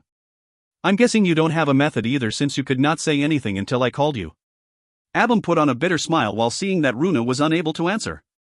If they had listened to Runa's suggestion from the beginning, the Wikili might not be this shaken by Pariah's invasion right now. I am sorry, Runa. I was unable to create the background for you to show your true abilities, but... Runa shook his head at Abum's words. Not at all, Abumnim. If Abumnim was not there, I would just be known as a cheating coward of a man. I'm sure there would have been many people other than me who would have realized your talent. You just did not end up meeting someone like that. I am a useless person but still one of Wikili's greatest warriors. I do not want a Wikili to disappear like this. That is why I must ask you again. What should we do? Abum was waiting for an answer from Runa, who was biting his lips. If Runa did not have a way to deal with it, that would be the end. After a long time, Runa finally had an answer. Please tell the Glow to make a deal with Pariah and Oklahoma. Pariah will be given 3 oases, while Oklahoma will be given 1. Do you think the Glow will allow that to happen? Runa responded in disbelief at Abum's question. If he wants us to all die while fighting, then he doesn't have to allow it, but... At Runa's stern words, Abum knew that there was nothing else to be done. I will try to convince the Glow, but will Pariah and Oklahoma agree to it? That is not important. What is important right now is to buy some time. They should forget about fighting for a short moment. We can use that time to merge our unit with the Glow. And once we merge? If they agree to the deal, the Wikili will restart with 3 oases. On the other hand, if they decline the deal and push forward, we will need to last as long as we can until they hopefully tire themselves out. There was a level of confidence coming out of Runa's words. If we have 30,000 warriors gathered in one location, I am confident that I can defend against 50, no even 100,000 enemies. The question is how much food has been stored in the other oases. Runa's words contained both hope and despair. The fact that they had Runa gave hope that they would not fall until the end, but the despair came from the fact that there were probably no other oases which was prepared for war like his had been. But they could not just give up. I understand. I will immediately contact the Glow. While I do that, you come up with a plan to safely retreat. The question is whether they will let us go. I do not plan on moving forward but hitting the rear first. The moment we take back the oases that they have taken will be the best time to start the negotiations. We need to have the upper hand in order to have any advantages in the deal. What if Greatest Warrior Metro Pressures are back? They have already merged with their Glow and the other Greatest Warriors. And behind them is our warriors, they will not be able to send a lot of warriors out. Abram would have normally quickly recognized it. But right now, the pressure was so high that he was not thinking clearly. That was why he couldn't help but rely on Runa more and more. Yulian had been paying close attention to where Abum's army would move. Once he saw them heading for Again, he quickly called a Greatest Warriors meeting. I thought they would pincer attack us, but they have headed toward Again. Once Yulian started speaking, Vibli answered. He must have been scared of you and Again's army attacking from the rear if they hit us. However, if they give up on the pincer attack and hit Again first, since we have their other warriors behind us, they would not face much pressure. Furthermore, Again only has 10,000 warriors with him. It is dangerous. Again must hold on for a long time. Once Yulian heard Vibli's words, something sparked in his mind. Must hold on for a long time? For what? He felt like he could almost figure out why, but he could not do so. How should we move? Yulian quickly asked the Greatest Warriors. He felt like he might be able to figure it out if someone else had a similar idea. We have 2 choices. First, we ignore the enemy behind us and chase after Abum's unit. Since Oklahoma is behind them as well, they should not be able to easily move the northern warriors behind us. Metro did not agree with Vibli. If I was in the Wikili's shoes, I would ignore the Oklahoma and attack us. Once Oklahoma takes control of an empty oasis, they will not move any further. But since our goal is to destroy the Wikili, they will absolutely pincer us. And if we attack the north? Again will need to fend Abum off. Hold on. Yulian stretched out his hand to make the Greatest Warriors stop talking as he settled his thoughts. His mind started to clear up. Wouldn't the war come to an end if we can catch the enemy Glow? Since the warriors are spread around everywhere, it would be difficult for them to select a new Glow. That is true. As the Greatest Warriors agreed with his statement, Yulian continued on. Why do we need Greatest Warrior Again to fend them off? Tell them to retreat. He would only need to defend the oasis, but it will be difficult to defeat Abum and Runa on his own. Again is the best when it comes to defending in an oasis. Even Venersis could not break his defense. Yulian shook his head at Vibli's response. Our main goal is to keep at least one extra warrior alive. If their glow and their oases have fallen, why would they continue to fight? We will wait until Abum's warriors get further away from us before we quickly move north to attack the north where their glow is residing. We have a similar number of warriors and they will be pressured from the back as well.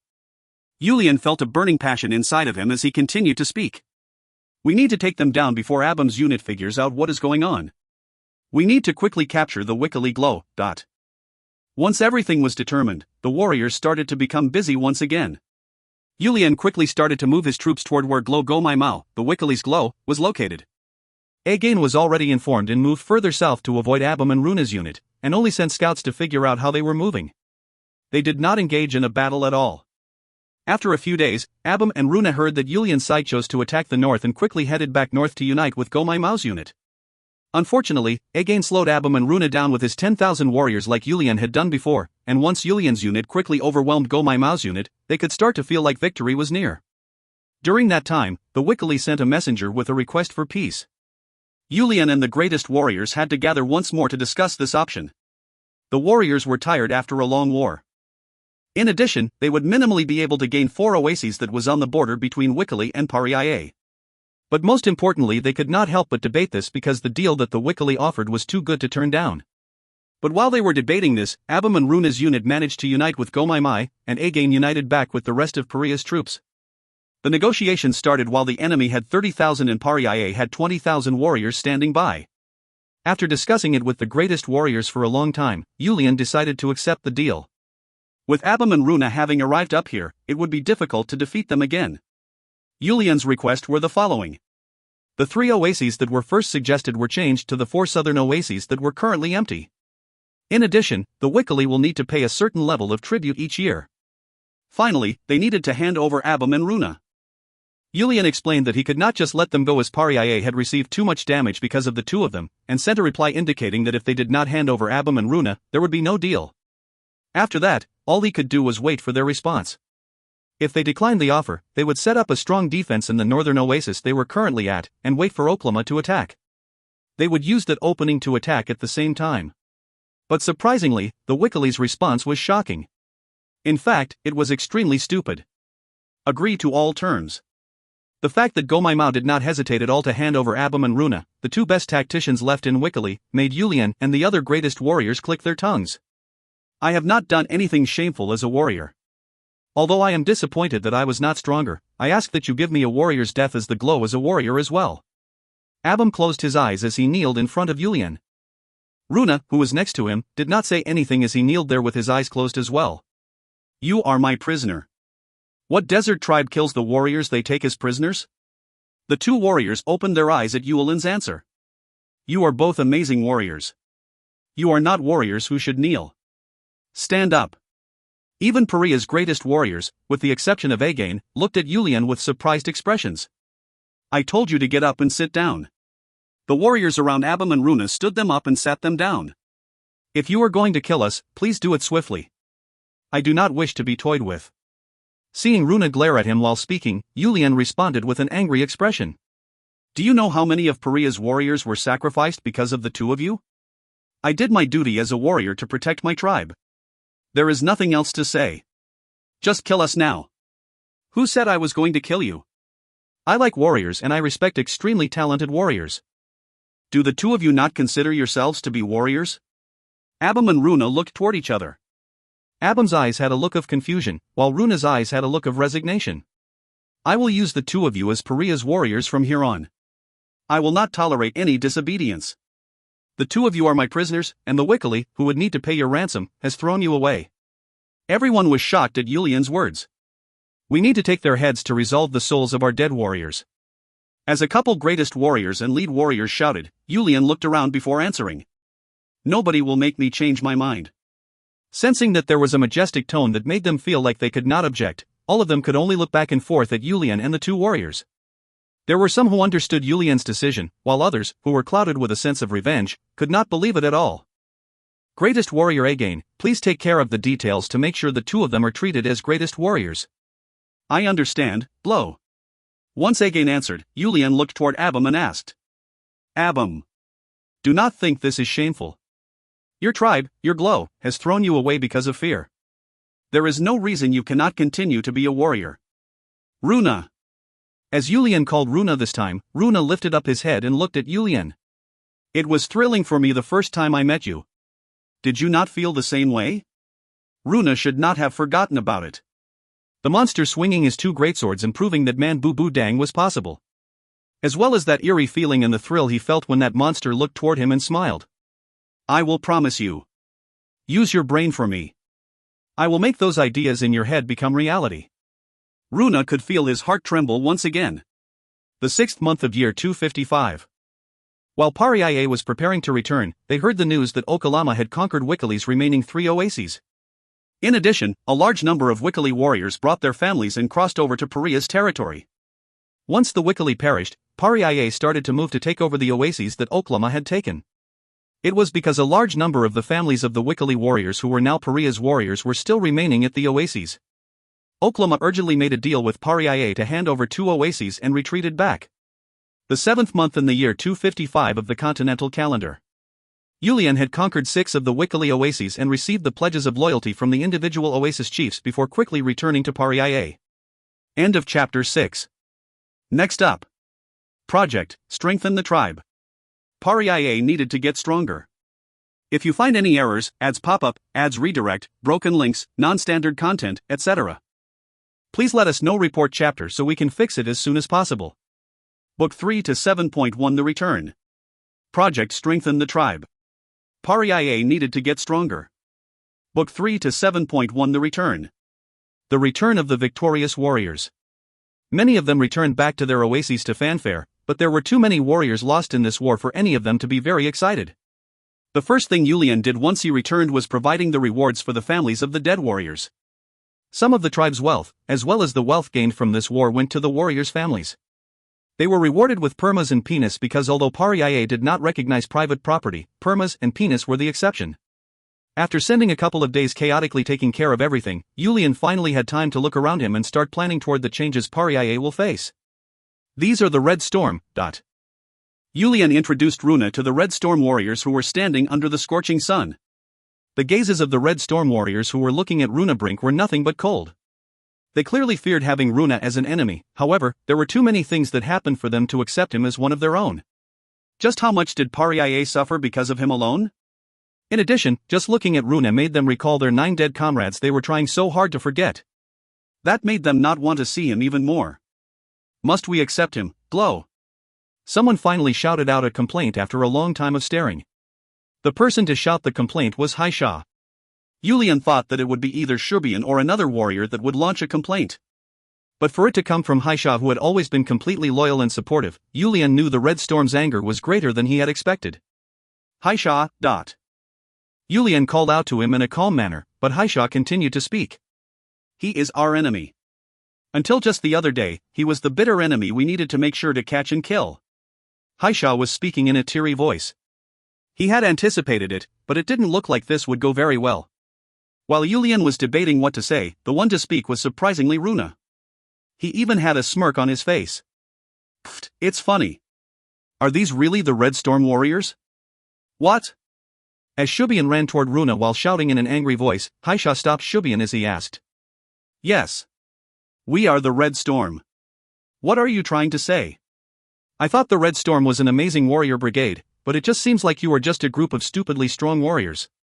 Haisha calmed the warriors who were all starting to get angry and put a hand on his greatsword as he responded. Take responsibility for your words. If you do not clearly explain what you are trying to say, I will kill you even if it means the Glow will kill me himself. Haisha. As Yulian tried to shout something else to Haisha, Runa signaled him with his eyes and looked back toward Haisha to speak. You want me to say it again? You are a useless warrior brigade that can only think on a child's level. You? As Haisha shouted angrily and clenched the handle of his greatsword, Runa continued to speak. I have no plans on being close with all of you.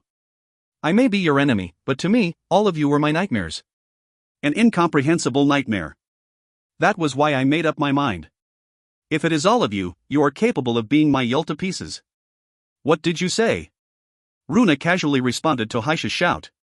Didn't everybody gather together because we were drawn in by Yulian Nim's dream? Especially all of you, who are said to be Yulian Nim's personal warriors.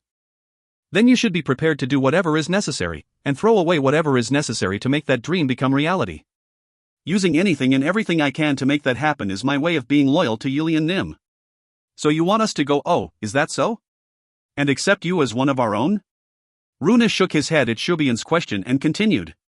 I am saying use me just like I will use you.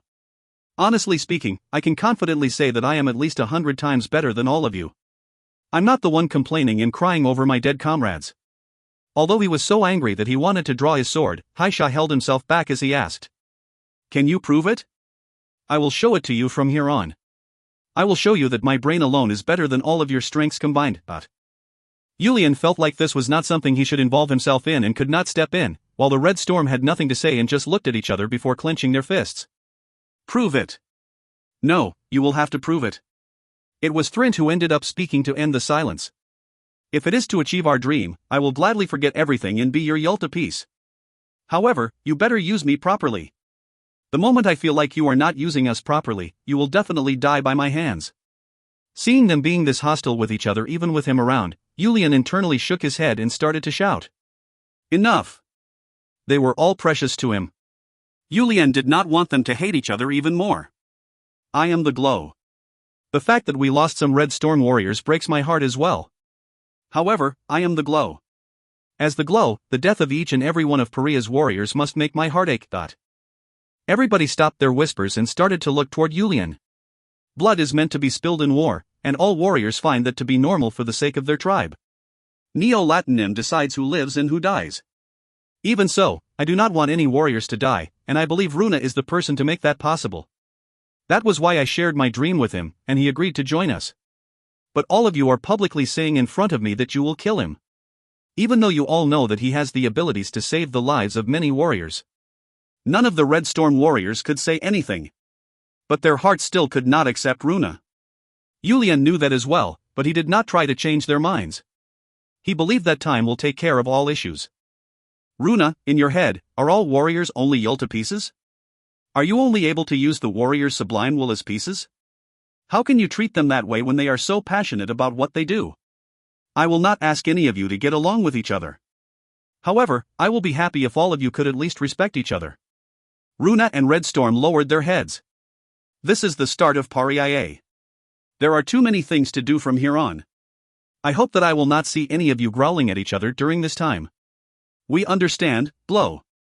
Thank you for understanding my request. You may all leave.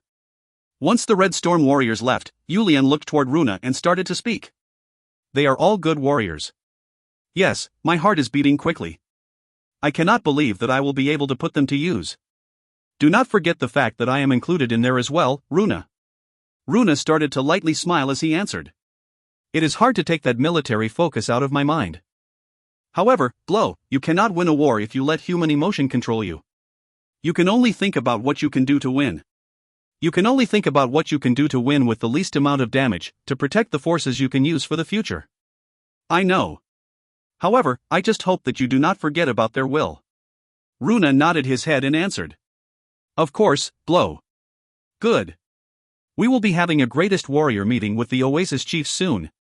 My head is already hurting from the mountain load of things I need to take care of. I will share some of that burden with you. Let us go. Yulian and Runa stood side by side as they started to walk toward the greatest warrior meeting location. If you find any errors, ads pop-up, ads redirect, broken links, non-standard content, etc., please let us know. Report chapter so we can fix it as soon as possible. Book 3 to 7.2 The Greatest Warrior Meeting. Book 3 to 7.2 The Greatest Warrior Meeting.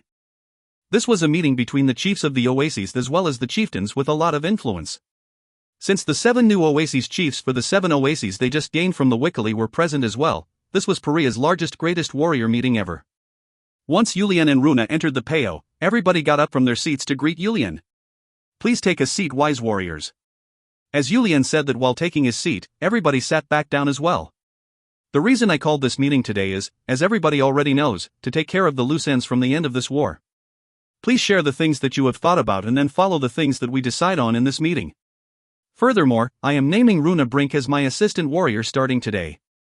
He will start to participate in the greatest warrior meeting from here on out. Once Julian introduced him, Runa stood up from his seat and greeted everyone. My name is Runa Brink. Please take good care of me. Many of them were stumped at Runa's greeting. The anger from knowing just how much sacrifice Pariae had to make because of this man, the relief from knowing that he was now one of Paria's people, as well as the remaining thread of connection to the Wikkali for the former Wikkali chiefs. The Wikkali Glow had pretty much selected a bath of destruction by throwing away Abam and Runa. Runa and Julian must have discussed it beforehand, as Runa did not sit back down and started to bring up the topics for discussion. Under the order of the Glow, I will be leading this meeting. The most urgent issue right now is the protection of the oases. There are only 80,000 warriors left in Pariae right now. We are lacking too many warriors in relation to the number of oases we hold. Pariae did not have a bad relationship with the Oklama up north, but there were some friction during this last war. As a result, it would be smart to consider them as enemy territory now. Runa put the map of the desert that he had prepared in advance at the middle of the table. That means that the problem we face is how to handle the Shwerii to the south, the Oklama to the north, as well as the potential hostile force from the Silence Empire. Thankfully, the Shwerii will take at least 2 or 3 years to return to the 60,000 plus warriors they used to have. Runa stopped talking for a moment before continuing on. In addition, the Silence Empire to the east is currently being pressured by a kingdom called the Rogini Kingdom. So I believe it is safe to say that they will not be a big problem for a while. As a result, my suggestion is that we throw away the 2 oases closest to the Shwerii, as well as the 2 oases closest to Oklama. As soon as Runa stopped talking, the chiefs all started to whisper with one another. This was especially true for the chiefs of the oases Runa suggested they throw away. These chiefs started to angrily shout. Does that make any sense? Why would we throw away any oasis when people are all trying to earn more oasis? None of the chiefs, and even Julian, could not understand Runa's intent. Only Again was lightly nodding his head. Do we have the strength to protect them? Do we have the strength to protect 20 oases with 80,000 warriors? Runa glared at the chiefs as he continued. The more we split up our warriors, the harder it will be to gather them. It will also be harder to handle any sudden attacks by the enemy. I will not say this if someone is capable of defending against 20,000 enemy warriors with just 5,000. Is anybody confident that they can do that? Although Runa's words were not wrong, the chiefs who believed it made no sense to throw away an oasis started to speak. Even so, to throw away 4 oases. We all sacrificed so much to earn those 4 oases. What would we say to our warriors? Since we have more women and children in the tribe, our number of warriors should quickly increase again. Why must we give them up? No matter what your reason may be, it does not make sense. Julian lifted up his hand to make people stop talking and then asked Runa. Please break it down and explain it to us. It is exactly as I said. Keeping oases that are difficult to defend will not strengthen us. It will instead weaken us little by little. Rather than let that happen, it would be better to focus on our internal affairs to build up the necessary strength to defend them before we go get them back. Furthermore, even if we throw those oases away, the Shwerii cannot take them. And why would that be the case? They don't even have 60,000 warriors. Do you think they will have the strength to occupy another oasis? The oases they have right now will be enough. And what if the Shwerii end up taking them? Runa looked toward Julian and the chiefs before starting to smile. Do you think the Glow will just let that happen? If you consider the Shwerii's current situation, they will only be able to gather around 10,000 warriors for an attack. So it is a type of trap? That is not the main goal, but it can end up being that way. Then what do you plan to do about the Oklama? Runa quickly answered Again's question. We would not be giving it to them for free. In return for the oases, we must get a promise of mutual non-aggression for a couple of years. The Oklama will not be able to reject this offer. If they had the desire to fight, they will have shown their teeth at our last interaction. Since they didn't, it shows that they are wary of us as well. In a situation like that, if they can gain 2 oases by agreeing to mutual non-aggression, that would be a great gain for them. We would also buy ourselves some time to focus on our internal affairs. Since Paria's population is now close to around 800,000, which means that we should be able to gain around 10,000 new warriors in about 3 years' time. It will continue to increase quickly after that. The most important thing right now is to not lose any warriors during that time. The gazes of everyone in the Peo had all focused on Runa. I have made many plans to make Pariae into a strong nation, and to make strong warriors in exactly 20 years. The most urgent issue is the ratio between men and women. This is an issue for all tribes and not just Pariae, but Pariah's ratio is too severe. We need to get it to at least a 1-to-3 ratio so that we do not lack warriors in the future. This is something that we need to enforce for a long time to fix, so we need to make the warriors take at least 3 wives even if we need to force them to do so. If we start now, I believe we will be able to see the effects of it in 20 years. 20 years. It is the shortest amount of time to get certain results. This is also something that we need for after we unify the desert. Population is tied to the strength of a nation. If it is something we can get started on now, it is better to start now than to wait. He has the same thoughts as Grace and her 5 wives to a warrior opinion. That was what Julian thought about as he heard Runa speak. The thing that Grace continued to emphasize was the fact that warriors needed to have at least 5 wives. Honestly speaking, he thought it was normal to have 2 or 3 wives, but he has not said anything about it because it would feel like they were shoving girls at the warriors if he publicly proclaimed it. The second issue is the economy. I know this is a touchy subject, but please allow people to own private property. The chiefs started to whisper once more at Runa's words. It was a really dangerous thing to accept private property. We cannot do that. If we accept private property, there is a chance that the warriors' loyalty will go down. Furthermore, Pariah provides the most to our citizens compared to any other tribe, so why would we approve of private property? As Shamba, the chief of the Sandless Oasis, jumped up and shouted, Runa lowered his head once before looking around at Julian and the other chiefs. I am saying relinquish that control. Rather than using allocations to earn loyalty, develop trust with each of them, person to person. Give them dreams and hopes. If it is our warriors, I know that they can be twice as effective as they currently are. You need to accept that the reason the desert cannot stand up to the continent economically is because we do not allow private property. Securing multiple oases have guaranteed us the minimal requirements to survive. This is the only way for the entire tribe to get stronger. Runa, that is extremely difficult and complicated to do. Have you thought about how many issues we may have to change the tribe into one that allows private property? Talking about the biggest issue first, the warrior spirit will shake if they are fighting for something other than the tribe. Second, what would we use to trade? We do not have any type of commerce system set up and the things that we can sell are limited. Julian had not been lazy with his studies until now. He had been using books from the continent to learn about business, economics, history, geography, etc., so he knew the strengths and weaknesses of a limited market like the one they had. I know what the Glow's concerns are. However, didn't you say that a merchant from a large merchant guild goes through here? Are you talking about Edwin? We have created a path for him. We have also received a lot of help from him as well. The volume of the east-west trade is beyond our expectation. The volume that the merchant named Edwin moves pales in comparison. It is like a single piece of sand in a sand dune. We need to expand the trade route and bring in as many merchants as possible so that they compete with each other. Tell them to research the things they can take from the desert, while asking them to give us the things we need. In return, their safety will be guaranteed and promise them they will receive huge profits. If we do that, then commerce will naturally be created in our oasis as well. Watching Runa continue to talk without stopping, everyone could see just how much he had prepared for this meeting. But they still needed to be careful about the things they needed to be careful about. Not everything in the world would go the way they want it to go. I understand that the assistant warrior has prepared a lot for this meeting, however, isn't it too much? There are so many things we need to take care of right away. If we announce that we are approving private property right now, it will cause chaos and slow down our speed to get other things done. How about we do not do this now, and wait until Pariah's foundations have solidified? I don't think it would be a bad idea to start it at that point. Yarumaha started to speak. Thinking about it holistically, he also believed that allowing private property would raise the efficiency of the warriors significantly. However, this was not the time. For someone like him who had already been infected by Julian's passion, private property was something he would not even dream about. Runa poured out his disagreement. If we don't do it now, when would we do it? This is the time Pariah needs to do everything we can. I hope you are not saying we should start it once we unify the desert.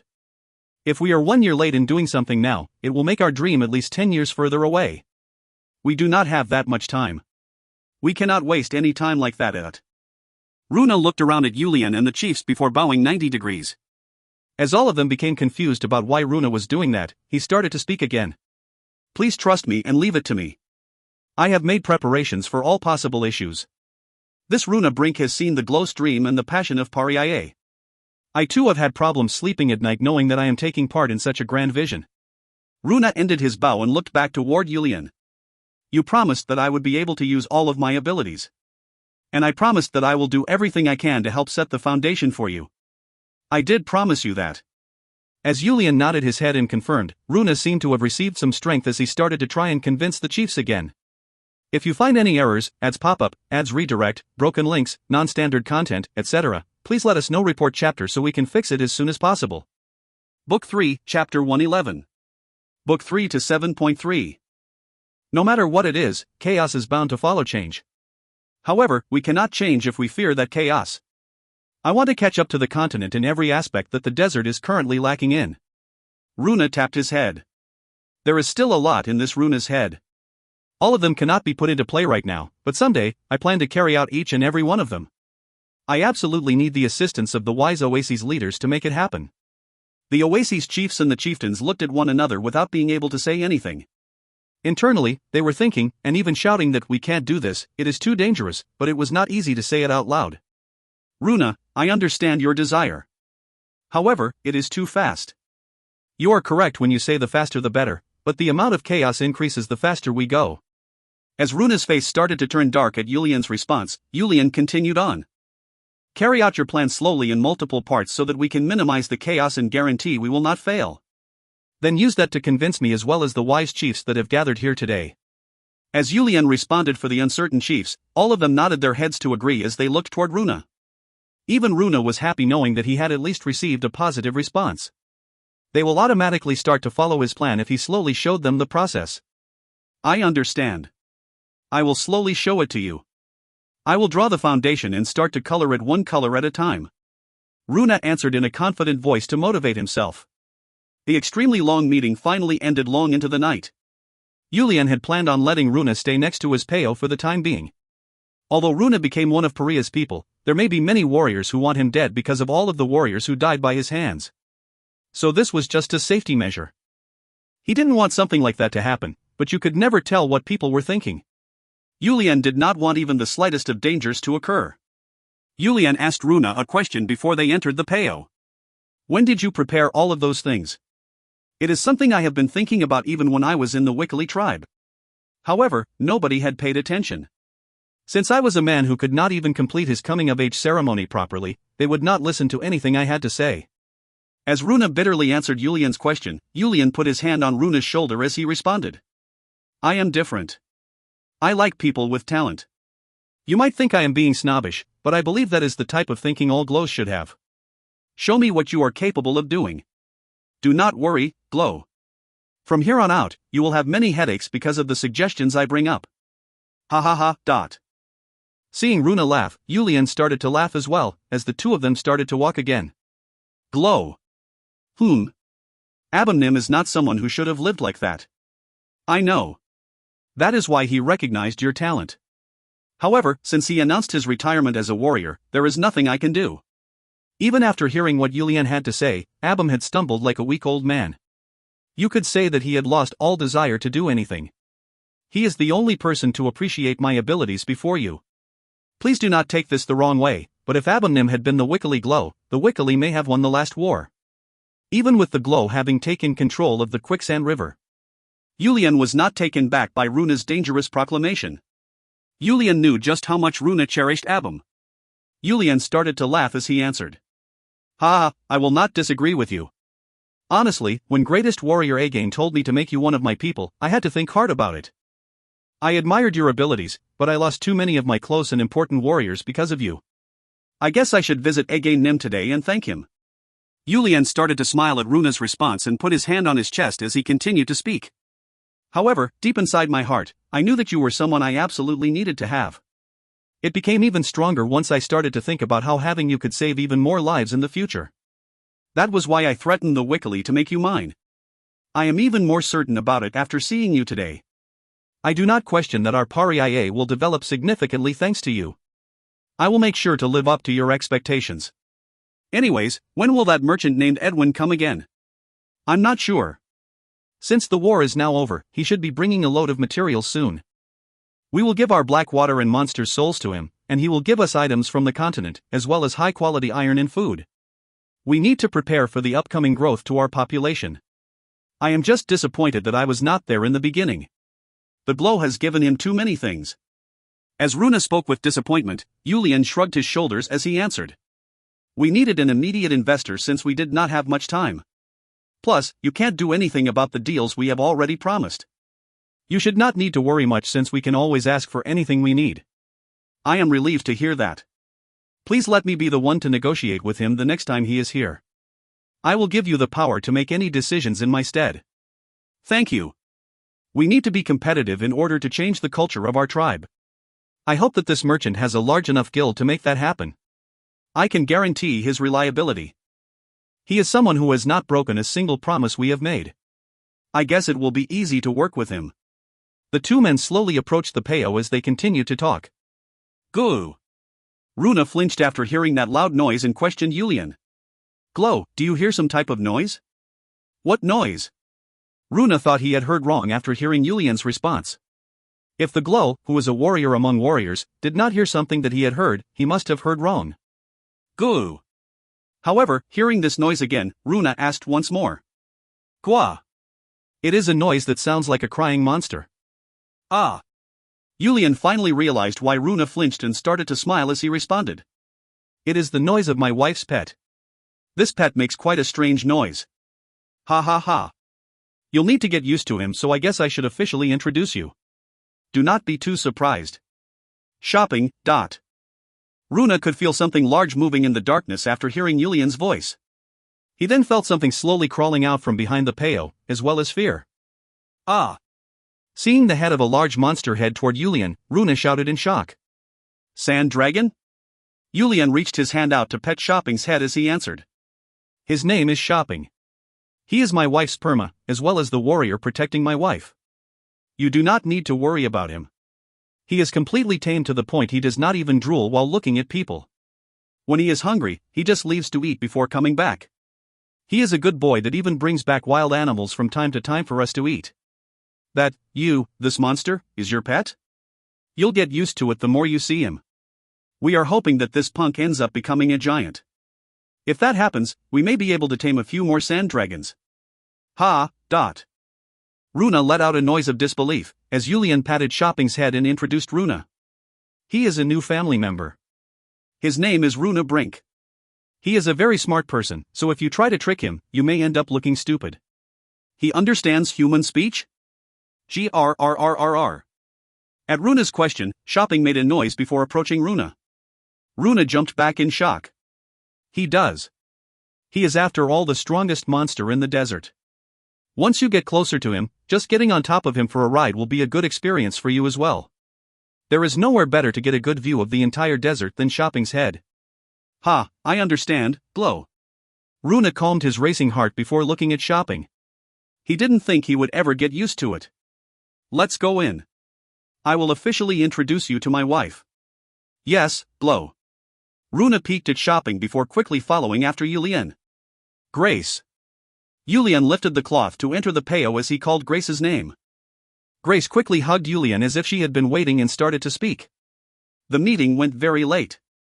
Yulian lifted Grace up as he answered. I feel like it will continue to be like this for a while. I have someone to introduce to you. Grace blushed a bit after realizing Runa was there before moving away from Yulian and greeting him. I don't believe I have met this warrior before. I am the Glow's first wife, Grace Nelisai. Seeing that Grace's appearance was even more beautiful than he could have ever imagined, Runa subconsciously started to blush as he lowered his head and responded. My name is Runa Brink. I greet the mother of Pa. Rhea. Why are you so nervous? The Glow brings warriors over frequently, so there is no need to be nervous. Although it is true that you are interrupting a husband and wife's alone time. Once Grace realized that the young man in front of her was the warrior who had frustrated Pariaye for so long, she took a good look at Runa. He seemed to lack the strength of a warrior, but he was a veteran warrior with decent enough looks that some of the desert's young ladies would like him. Still, she decided to tease him a bit since he had caused her husband so much trouble. Runa's face turned even redder and he was at a loss of what to do. Grace, Runa is a warrior who is not married yet. Do not tease him too much. Why is a veteran warrior still not married? It is a big sin for a warrior to not be married. Did you not find any girls that you like in Pariaye? That's not it, yet. I have played matchmaker for tens of warriors already. The majority of the Red Storm warriors met their wives through my introduction. Do not worry. I will find a nice young girl for you. It is tradition for a man to have a wife. Yes, thank you. Yulian laughed while looking at Runa being so nervous and started to speak. Runa claims that a warrior needs to have at least 3 wives even if we have to force them, so introduce him to 3 young ladies. Omo. Is that so? He thinks like I do. I believe that a warrior needs to have at least 5 wives. As the mother of Pariah, I guess I need to work together with Runanim to make that happen. Yes, thank you very much. Grace smiled once more before asking Yulian a question. Did you have dinner? Not yet. The meeting was so long. Runa was so passionately speaking that everyone just continued to listen to him. Now that I think about it, I am very hungry. I will prepare a meal. As Grace went to a corner of the peo to make the food, Yulian offered Runa a seat as he started to speak. Tomorrow, we will build a peo next to mine. You will live there from now on. But for today, rest here. As Runa peeked toward Grace, Yulian started to laugh as he answered. Ha ha, why is a warrior who was so confident in battle so timid right now? Do not worry. I normally fulfill my duty as a husband very well, so she will be understanding for one night. Ah. So that's the case. Yes. Pay close attention. The 2 men started to laugh while exchanging some interesting words. That was the first night Runa could get a good night's rest since surrendering to Pariah. If you find any errors, ads pop-up, ads redirect, broken links, non-standard content, etc., please let us know. Report chapter so we can fix it as soon as possible. Book 3, Chapter 112. Book 3 to 7.4. A little less than 50 warriors were gathered under the blistering heat of the sun. If anybody who knew about them were to look at them right now, they would have found it to be interesting. The warriors' faces were very cloudy and they all looked like they had no energy, almost as if they were old men who were about to die. The people would be surprised to know that this was actually the members of the Red Storm, whose name was known throughout the entire desert. Did you go visit them? As Haisha asked all of them a question, they could only shake their heads no. They were afraid to go visit them. Since the Red Storm was such a small brigade, all of them knew about each other's family situations. They were afraid to visit the families of the 9 comrades who died in the last war. They felt like the families would ask something along the lines of, "You came back alive after killing your friend?" They knew that none of the families would actually say something like that, but the pressure in their hearts was too much. There are many difficult things in life if the family does not have a warrior. The other warriors of the family would take care of them, but would anybody take care of them as much as a warrior of their household? 1. None of the 9 dead warriors were without a wife. It was obvious. They were already famous warriors in Pariah, and there were no single ladies who would just let them be alone. In the middle of the gloomy atmosphere, Thrint started to speak. What is there to think about? My friend's wife is my wife, and my friend's children is my children. All we have to do is take them in as our wives and adopt their children as our children. We can take care of them. Since the tribe had about 5 women for each man, it was normal for a single warrior to have multiple wives. However, because everyone married single women and nobody married a widow, it was almost impossible for their friends' wives to marry again. That was why Thrint was suggesting that they marry the wives of the dead warriors. None of the warriors objected to what Thrint had said. Then I will take it as everyone agreeing to it. Go find them yourselves. I don't think anyone will be tactless about it. Everybody nodded at what Thrint had said. Haisha started to speak. In addition, let us all get stronger. Let's make sure that there is no chance of any of us dying again in battle. Unless you want to make your friends feel this way again. Or make your family feel sorrow like this. Leader, go ask the Glow for a vacation. Also ask for some time for the warriors to train alone. We will use the vacation to go bring the families of our lost friends and then use the training time to get stronger. One of the Red Storm warriors responded to Shubian's statement. We will no longer get stronger from any normal training. The only place fit for us to train is the monsters field. If we split into even smaller groups, the difficulty will be higher, and shouldn't we try to catch that sand dragon we couldn't catch last time? Shubian responded to a third warrior's suggestion. Right. How long will we just run away from it? I want my own mouth like shopping. The atmosphere became a little lighter at Shubian's statement. Trickle was the original mood maker for Red Storm, but it looked like Shubian was planning on taking on that mission for himself. Let's work hard. We are the Red Storm. We just make sure none of us kick the bucket from here on. Everybody regained their strength at Haisha's last words.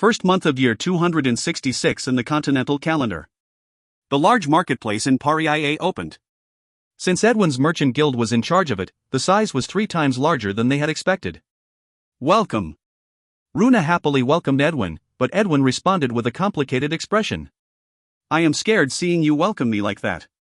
Ever since his discussion partner changed from Yulian, who was a beginner in trading, to Runa, Edwin had not been able to have as much fun. Runa questioned everything, and used the fact that they gave Edwin a monopoly as a way to ask for compensation. Edwin could not say anything against that. I was waiting for you to arrive. Since you are the one to bring a large amount of materials to Paria, as the person responsible for Paria's finances, Edwin Nim is like rain in the middle of summer. 1. Edwin was someone who had thrown away the easy life of a noble and decided to join the rough world of commerce. Right, it needs to be at least this level to be entertaining. Edwin put on his work smile and started to speak. For one of Paria's warriors to rate a lowly merchant like me so highly, I am very thankful.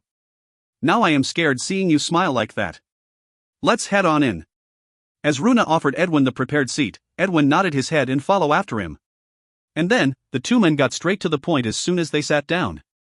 They had already felt each other out multiple times the last time they met, so they both felt like there was no need to share useless words.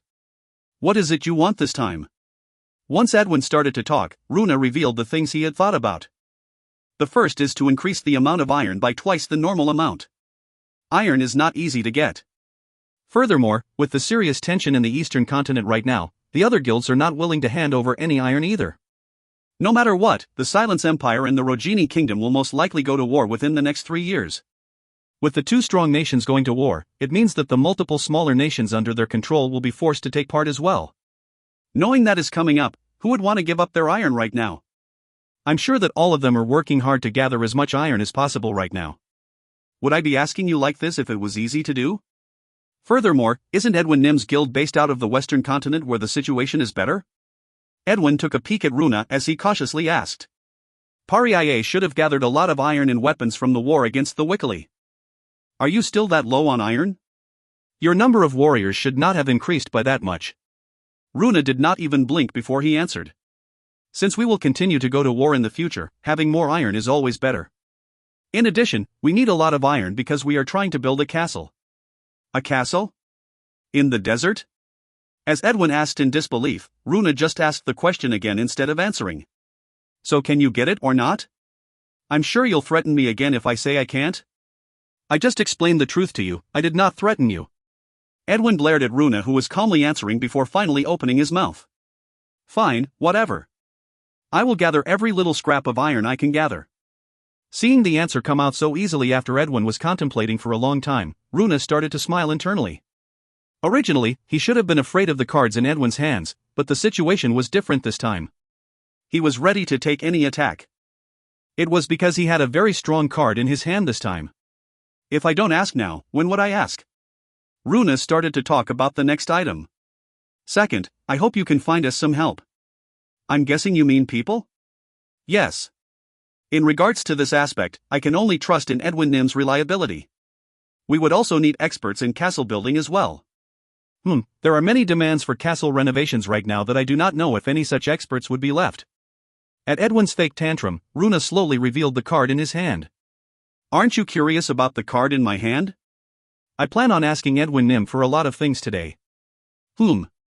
Edwin, who had lost his smile at Runa's stoic expression, could feel his heart beating loudly. This might be a jackpot. I understand. I will find you the experts. Depending on the card that Runa Nim is about to reveal, I will even find a master-level castle building expert. I'm glad that your network is as wide as I expected. If it is a master-level expert, it wouldn't be that easy for them to leave the country. Well, that is my small talent, so do not worry about it. How many people, and how long would you need them for? The more people the better. In terms of the time, let's just say until the castle is finished. 10 years is probably about right, don't you think? Edwin rolled his head at Runa's retort before answering. That should be long enough. And the next item? Edwin started to rush Runa to see his card. Runa was stingy, but the trade with the desert was his monopoly. Even Runa could not go against that. But since Runa was the person in charge, Edwin was just preventing Runa from cleverly hindering them, as well as raising his own prestige for the future. That was why Edwin was willing to take some losses right now. I want to acquire some wheat. Of course I am aware that it will be difficult. Seeing Runa take the lead like that, Edwin wondered just what kind of card Runa had in his hand to come out so confidently. That is also possible. Now that I am calculating it in my head, I think I understand what Runanim is trying to do. Are you going to ask for large amounts of stone and wood next? As Runa nodded his head, Edwin raised the number in his head much higher. In order to build a castle, you need wood, stone, and iron. Is he already preparing for the war against the continent? Even though the desert is not even unified yet? That was what Edwin was thinking as he answered. I will gather everything you have asked for. What is Runanim able to give me in return? What can I give to Edwin Nim, who already has the monopoly of the trade in the desert? What? As Edwin's voice was starting to go up a little bit, Runa continued to speak. However, the slight change is that we will be able to guarantee the safety of a larger caravan with 100% certainty. Since our Pariah is slowly settling down, we will be able to provide warriors to protect the caravan. Other than the Silence Empire, we can even protect you into the country if it is a country by our border. It was something that completely caught Edwin's attention. Then, from the beginning? If it is a caravan with Edwin Nim in the front, you will be safe even if there were thousands of carts behind you. If you wish, we can even meet you close to the border. Will you be able to handle it? Since it was an unexpected card, Edwin had to verify it even though he knew there was no need to do so. Have you ever seen a warrior of Pariah lie? Since I said it is possible, it is possible. The glow has given his permission. When I had asked before. We didn't have the Northern Territory at that time. However, the situation is different now. The Wickeli's Northern Territory is now part of Pariah's territory. Furthermore, if it is a group of bandits from the continent, our warriors are strong enough to handle thousands of them. Even Edwin knew that a veteran desert warrior was better than the average knight from any nation. For them to guarantee 100% safety for an unlimited size of caravan was definitely a strong enough card for Runa to make all of those unreasonable requests. In addition, please invest in Pariah. As a merchant, of course. Seeing Runa continue, Edwin asked a question. Invest? How so? We need gold. Edwin looked at Runa with a confused expression. Why do you suddenly need gold? Jewels are fine as well. We need to expand the views of Pariah. Ah. Edwin, who figured out why Runa needed gold or different jewels, raised his hand and started to rub his cheek. This might shake the foundation of the guild itself. I need something that I can immediately turn into money. Runa, who could feel that Edwin was troubled, felt the need to give him some more carrot.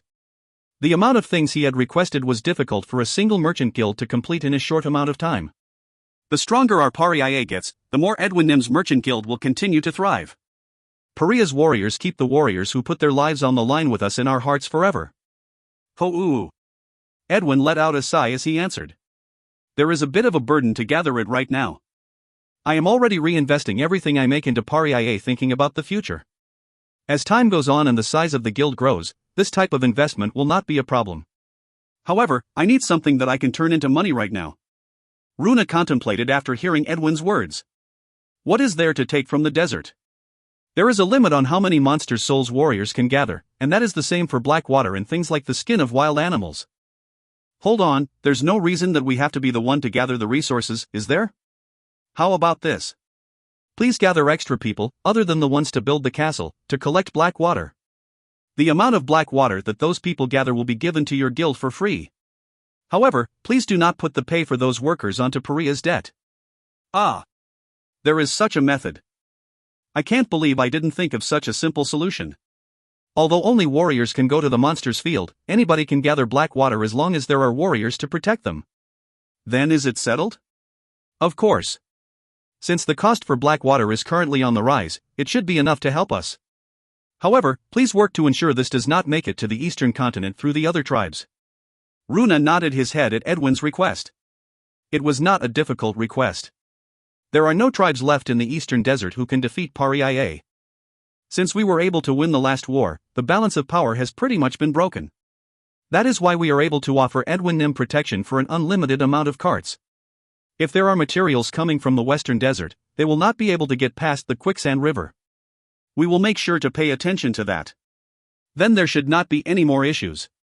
Is there anything else you need to say? Runa shook his head. He then reached his hand out toward Edwin as he started to speak.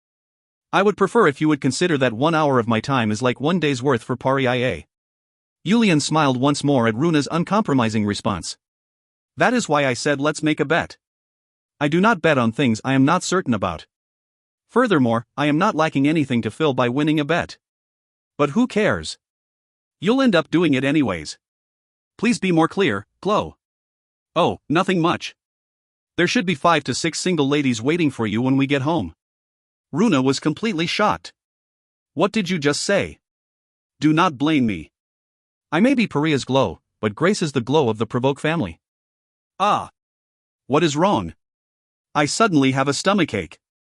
It's been hurting for a while, but I think I need to visit a priest today for treatment. Yulian smiled at Runa's very visible lie and answered. Do not think about running away to a priest's house. One of the single ladies who are waiting for you is Tuma Takakanim's granddaughter, but... Runa turned stiff where he was standing and started to contemplate. Unfortunately, there was nowhere for him to go. Yulian happily watched as Runa was being overwhelmed by Grace and the ladies inside the peo. Seeing Runa, who was able to speak his mind in front of over 10,000 warriors, and even in front of the murderous aura of the Red Storm, suffering in front of the women was pretty sweet to see. Hyung Nim. While he was laughing, Yulian heard Per calling for him and stepped outside. What is going on? Please come with me for a bit. Yulian thought of something based on Per's words and quietly followed after him. Once they got far away from the peo, Per turned around and started to speak. They have failed. Yulian let out a groan. However, he had expected as much. It was something he attempted even while knowing that the chances of failure was very high. To take the head of a diplomat of a strong nation like the Silence Empire was not something your average assassin could accomplish. What should we do? Honestly, I did not like this method. We sent the assassin because of our grief and sense of urgency, but it is best to take revenge with our own hands. Let's just wait 10 years. We just need to take the heads of those fancy nobles within that time. We will have 100,000 warriors in 3 years. Hyung Nim, you are right. A cheap revenge like that is not our style. The two brothers had hired an assassin to try and kill Janet, the diplomat of the Silence Empire. He was the reason their father and mother had died. He was the reason their tribe was almost broken into pieces. Yulian had wanted to get his revenge since he became Paria's Glow, but in some aspects, getting revenge on Janet was even harder than getting revenge on Venersis. That was why they had hired an assassin. Per had brought the results of it today. Yulian had not expected much, and hearing that the assassin had failed, Yulian thought that it really was important to take revenge with his own hands. Maybe his father had made the assassin fail because he wanted Yulian to do it with his own hands. Great. I was feeling iffy about it, but I feel much better now. If you find any errors, ads pop up, ads redirect, broken links, non-standard content, etc., please let us know. Report chapter so we can fix it as soon as possible. Book 3, Chapter 115. Book 3 to 8.3. Per, who heard what Yulian had to say, nodded his head once before speaking. Also, the greatest warriors and veteran lead warriors suggest that you visit the warriors training frequently. I've been so focused on the internal affairs lately that I have felt that the warriors have been a bit disappointed with it. It is because Hyung Nim is the symbol of Paria's warriors. Yulian started to laugh as he responded. I understand. I have been feeling that we need to conduct a large-scale training in the Oasis, and tighten their minds that have gotten loose through this radical reform. After hearing what Yulian had to say, Per decided he did not have to share his concern anymore. His brother already knew about everything. Per swung both of his arms widely in the air as he changed the topic. It's a great night tonight. Yes, it is. By the way, is it going well? What do you mean? Learning under greatest warrior again. Per lightly scratched the back of his head as he responded. It is very difficult. Normally, it is something you are slowly supposed to experience, but to learn it like this. If we can add a greatest warrior's leadership skills and discernment to the Herculean strength you already possess, it would be like having another war god in Pari. Do not be lazy with your studies. Hyung Nim, I am not a little kid. You are worrying about useless things. As Per answered with a bitter smile, Yulian put his hand on Per's shoulder as he started to speak. You seem to be young as well because of little sense, haha. Sense Provoke was Per's 2-year-old son. Hyung Nim. Per had heard from his wife that Grace felt a huge burden from the fact that she still has not beared a child. He also knew that Yulian really liked children to the point that it was hard to take his son or Orca's daughter out of Yulian's arms. But maybe one of them has an issue, since his Hyungnim has been married for over 5 years and still has not a kid. As a result, Pear had to be very cautious with the things he said. Knowing Hyungnim's personality, he will never take a new wife until Hyungsunim, 1, has a child. And Hyungsunim will drag a single girl into Hyungnim's life even if she needs to force it. Yulian was very stubborn and it was very difficult to change his mind about anything, and his Hyungsunim was also someone who accomplished anything she put her mind to achieve. Pear was worried that the two of them would end up getting into an argument because of it. Honestly, Yulian was being stubborn because he loved Grace and did not want to see her feeling hurt. Seeing Pear's expression turn grim, Yulian patted his shoulder as he started to speak. Do not worry about it too much. I am not worried at all. I know. I will head back now. Pear bowed to Yulian before turning around and walking away, as Yulian just continued to watch Pear with a bitter heart until he could not see Pear anymore. Castle? Yulian looked at Runa with a shocked expression at the unexpected suggestion. Yes, a castle. Are you talking about that thing in the continent? Runa answered Yulian's question. Yes. A castle. Not a fortress but a castle? Why? Aren't you planning on fighting against the Silence Empire? Yulian continued to gaze at Runa. It felt like Runa had looked right through his thoughts. We need to at least have the entire Eastern Desert under our control. Only then will we have enough strength to take on the Silence Empire. Just how far has he thought about? It should have been easy for Runa to figure out why Yulian had a grudge against the Silence Empire. But for him to have already been preparing to go against them, that was beyond Yulian's expectation. We definitely need a castle.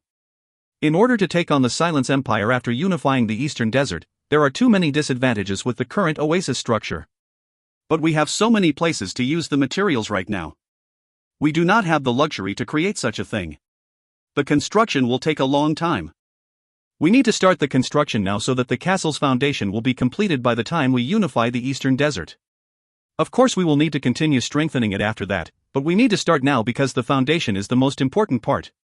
Yulian thought about Runa's statement for a bit before asking a question. Are you thinking about building a castle and then using that as the location to create what they call a capital in the continent? Yes, blow.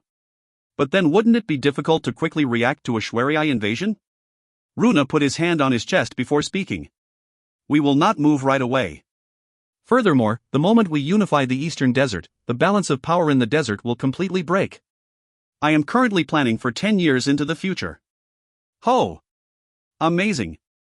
I've only had the vague thoughts about unifying the desert and fighting against the continent. I know that the Glow has made some preparations as well. I've just divided into different segments. I am curious about this plan of yours. Runa started to describe his 10-year plan. First, the biggest hindrance to our unification of the Eastern Desert is, as the Glow expects, the Shwari. However, the Shwari should not be able to have more than 60,000 warriors by the time we have 100,000 warriors. Our population is already at least 1.5 times the Shwari's population. Yulian had been thinking about that as well. Paria's population had already passed 1,200,000 while the Shwari's population was now around 700,000. Runa continued to speak. Time is on our side. 3 years from now, we will not need to worry about their provocation as long as the Glow and I are around.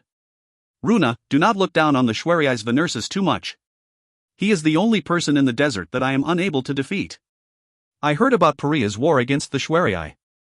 It was because I had heard about that war that I was, at one point, able to effectively defend against the Glow.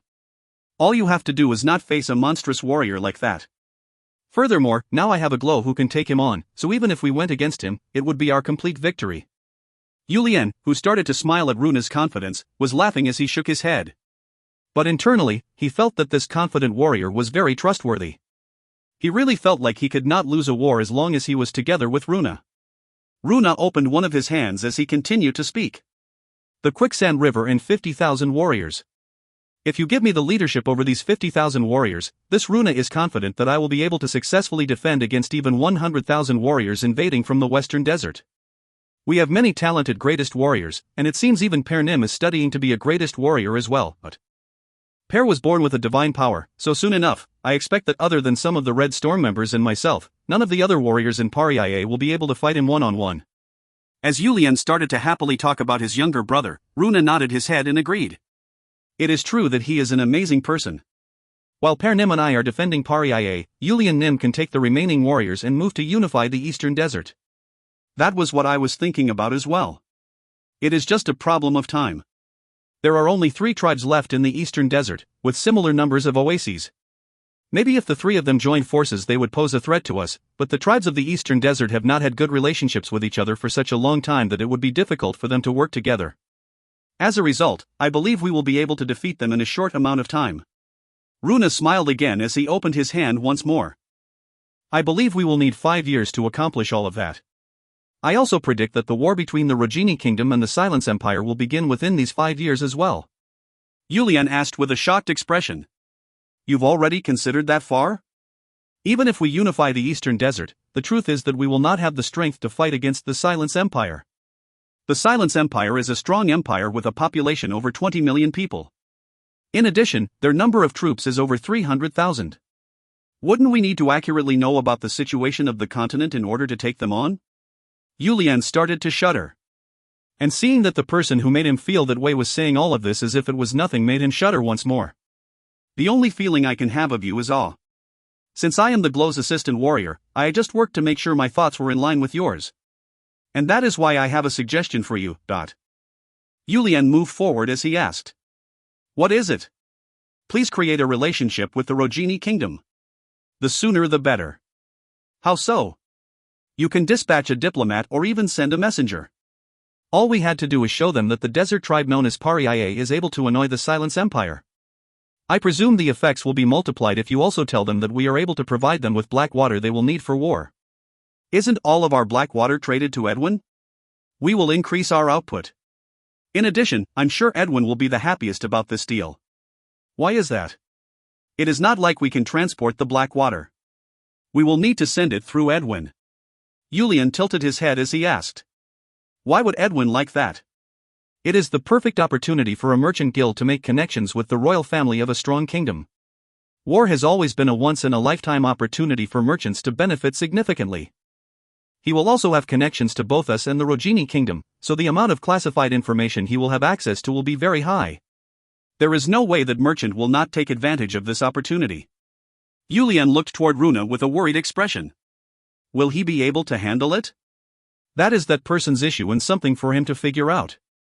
If he makes the wrong move and goes bankrupt, we can break the monopoly contract and make many merchant guilds compete against one another to give us the most profit. Yulian started to frown a bit. He is someone who has helped us quite a bit. I do not want to just use him. Glow. War in itself is something people should not do. You must harden your resolve. Furthermore, the decision is in Edwin's hands, so you have no reason to feel guilty. At Runa's stern words, Yulian started to smile bitterly. For now, that is my plan for the next 5 years. I still need to think through the different scenarios for the 5 years after that, so I will report that once I have everything prepared. I understand. Oh, and Glow. What is it? Runa suddenly started to stumble upon his words and could not make eye contact with Yulian as he started to answer. That, you see, well. You were talking so well, what is going on? That, could you please tell Grace Nim that, I like the girl, whose hair comes down to her shoulder? The two of them stared at each other for a long time. Ha ha ha ha, I understand. Glow. Ha ha, I'm sorry for laughing. But I just can't help, ha ha ha. Runa's face started to turn bright red. The 6th month in the year 256 of the continental calendar. Many people of the continent were currently moving around in Paria. There were a lot of people who were gathering black water, and the construction of the Castle of Storm had started in the eastern oasis. Hold on. As this chapter comes to an end, I hope that all of my novels are connected to each other. In the next chapter, we will be introduced to 2 figures who are my next project's main character and heroine. We will also head to the Magic Tower, which will be the largest arc for this novel. I am just telling you in advance in case you start to wonder if this novel is completely changing to focus on martial arts from here on. Carrot. From here on, you can pretend that any extra characters with importance, Chun Myung-hoon and Edwin, are kind of the representatives of that group. Winkyface are figures from other projects. I plan to share with you the stories that I had thought about from the moment I started to write my first novel 3 years ago, one by one. The feel of the story might not seem to align with each other, based on the character, but I am cautiously thinking about whether you will develop interest and enjoy the figures that the Red Storm characters come across for the rest of the series.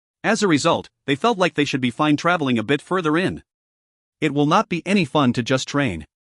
But it is not like it would seem like a punishment if I did the same thing as last time and said I will put you through harsh training. The Red Storm warriors started to laugh at Yulian's words. To the squad that gets first place this time, I will give each of you 10 penis and 5 permas as a reward. Ooh. Since we are now recognizing private property, you will each get to keep half of the monster's souls that you collect during this hunt. Ooh. Seeing the warriors responding positively, Yulian lifted up his hand as he continued to speak. As you are all accomplished warriors, I will not say much. I'm sure you all know what I want to say. All I will say is this. Do not do anything that will make my heart fall. Ooh. For 1 month starting from now, let out your skills to the best of your abilities. It will be good if you can find a way to continue to improve yourself from this training. When I am not here, Haisha will be the leader. Alright then, let us start. Ooh. Almost immediately after Yulian finished speaking, each squad quickly left a few members to protect the base camp and started to quickly leave to hunt. Yulian called Haisha and the other squad leaders to re-emphasize the safety of the warriors. Are you thinking about going somewhere? Yulian pointed to the ground with his hand at Shubian's question. I plan to go down there again. There is someone to meet down there. We don't need to worry about the glow's safety, right? As Shubian said something that combined both concern and sarcasm, Yulian started to laugh as he answered. I don't know. It might make a good story for Paria's glow to be captured by the Demon King underground and the Red Storm rescues their glow. That is terrible even if it is just a joke. Please be safe. Yulian laughed once more at Haisha's comment and reached out his hand toward Haisha. Please let me borrow it. What are you talking about? The golden turtle. Ah. Haisha scratched the back of his head as he took out a golden turtle the size of his palm from his chest. I received less injuries in the last war thanks to this punk.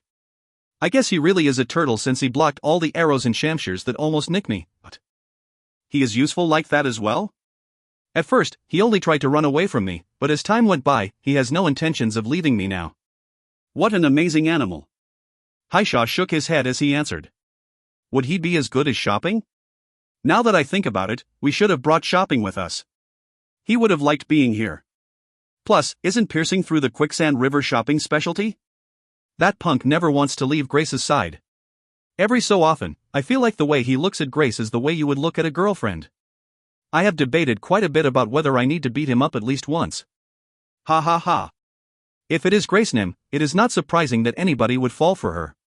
But for even shopping to be that way, ha. Haisha started to laugh at what Yulian had just said and the other warriors started to laugh as well. Yulian started to speak. Then I will take good care of him and return him to you. I understand, Blow. Then we shall head out now. Do not forget what I said.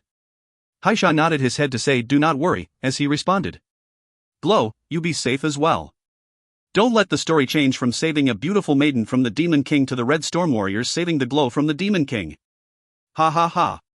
Everybody laughed out loud once more. Once the Red Storm left, Yulian started to guide his perma to meet up with Mayan Luff. If you find any errors, ads pop-up, ads redirect, broken links, non-standard content, etc., please let us know. Report chapter so we can fix it as soon as possible. Book 3, Chapter 117. Book 3 to 9.2. After arriving at a location he thought was the right place, Yulian started to look for the quicksand that was the entrance to the underground tunnel. The desert was a place where sand dunes appear and disappear after a sandstorm. After spending a whole day looking, Yulian finally managed to find that specific quicksand and jumped in without any hesitation. Since he had already experienced it once before, Yulian covered his nose and ears with ki, before protecting his eyes with ki as well. Then, the moment he felt like there was nothing under his feet, he navigated his ki to slowly lower himself down. Seeing this place again makes me really nostalgic. The last time I was here, I never expected all these things would have happened. A lot of things had changed. His father had passed away, he had become the glow, he fought against Venersis, and he conquered the Wickily. Yulian was full of nostalgia for a bit as he mumbled to himself before putting the golden turtle on his shoulder and starting to walk. Now that I think about it, I have never been to the other side. The thought that suddenly crossed his head. One side was where Mayan Luff were, while the other side was somewhere he had never been. This emotion called curiosity surrounded Yulian. Whatever. I'm just taking a look. There shouldn't be any problems. Yulian decided to head down the opposite path and started to quickly move in that direction. How long must he have walked? Everything was still pitch black in front of him, but he started to see red lights shooting up from underneath the ground every so often. What is that? Julian had a surprised expression as he started to run forward. The area in front of him was still pitch black, but the monstrous symbols underneath his feet all started to radiate in a red light. What could it be? The sealed area is in the opposite direction. Is there perhaps some type of crystal that glows red underneath the ground? Julian hesitated for a while before bending over and putting his hand lightly onto a symbol. Oh. He then instantly felt like his body was being sucked in. Julian had briefly lost his consciousness from that odd feeling. When he regained his consciousness, he was floating in the air. He was floating in a sky full of auroras in every direction. Just what is this? The moment Julian anxiously shouted, he felt his body being sucked in one more time. Chirp, chirp, chirp. A wind as soft as cream soup was blowing, and the sound of birds chirping could be heard in this plain that was full of the refreshing fragrance of the flower and grass. Unlike the sticky and burning heat that he was used to, Julian woke up to a refreshing and chilly wind hitting his face. Bushes. The thing that Julian saw as soon as he opened his eyes was the green light of the sun that was breaking apart through some tree branches. Seeing this environment that he had never experienced before, even though he had opened his eyes, Julian just continued to lay down and move his eye around. A small animal had been staring at Julian from the bush, but once their eyes met, it quickly ran away into the bush without looking back. Am I dreaming? There was no way a place like this would be in the desert. There were trees, flowers, and even that green sunlight in the desert, but it did not feel like this. Wasn't this place like the place in the desert, that forest place that is said to be full of bushes? After laying around like that for a long time, Julian abruptly stood up. This sensation was too realistic to be a dream. Impossible. This was the real world, and this was absolutely not the desert. There was nowhere in the desert that looked like this. Julian quickly looked around him. He was looking for some type of marking. Those monstrous symbols that he had seen on his way here. He realized that those must have been the instant teleportation magic circle that Mai had shown him last time. But no matter how much he looked around, the only thing around him were trees that showed off the width the size of two warriors' heights. Ah! I shouldn't have gone that way without asking. I should have met with my Nim first and asked. That would have resolved my curiosity, wouldn't it, ? Julian was regretting his actions, but it was already too late. No matter what, there should be people living here, and since he said you cannot move very far with a magic circle, I should start looking around. Thankfully, the two greatswords on his side were still right there, so he wasn't too worried. Julian slashed the small bushes, weeds, and branches in his way as he moved forward. How long must he have traveled like that? His sensitive ears could hear the sound of weapons clashing not too far away.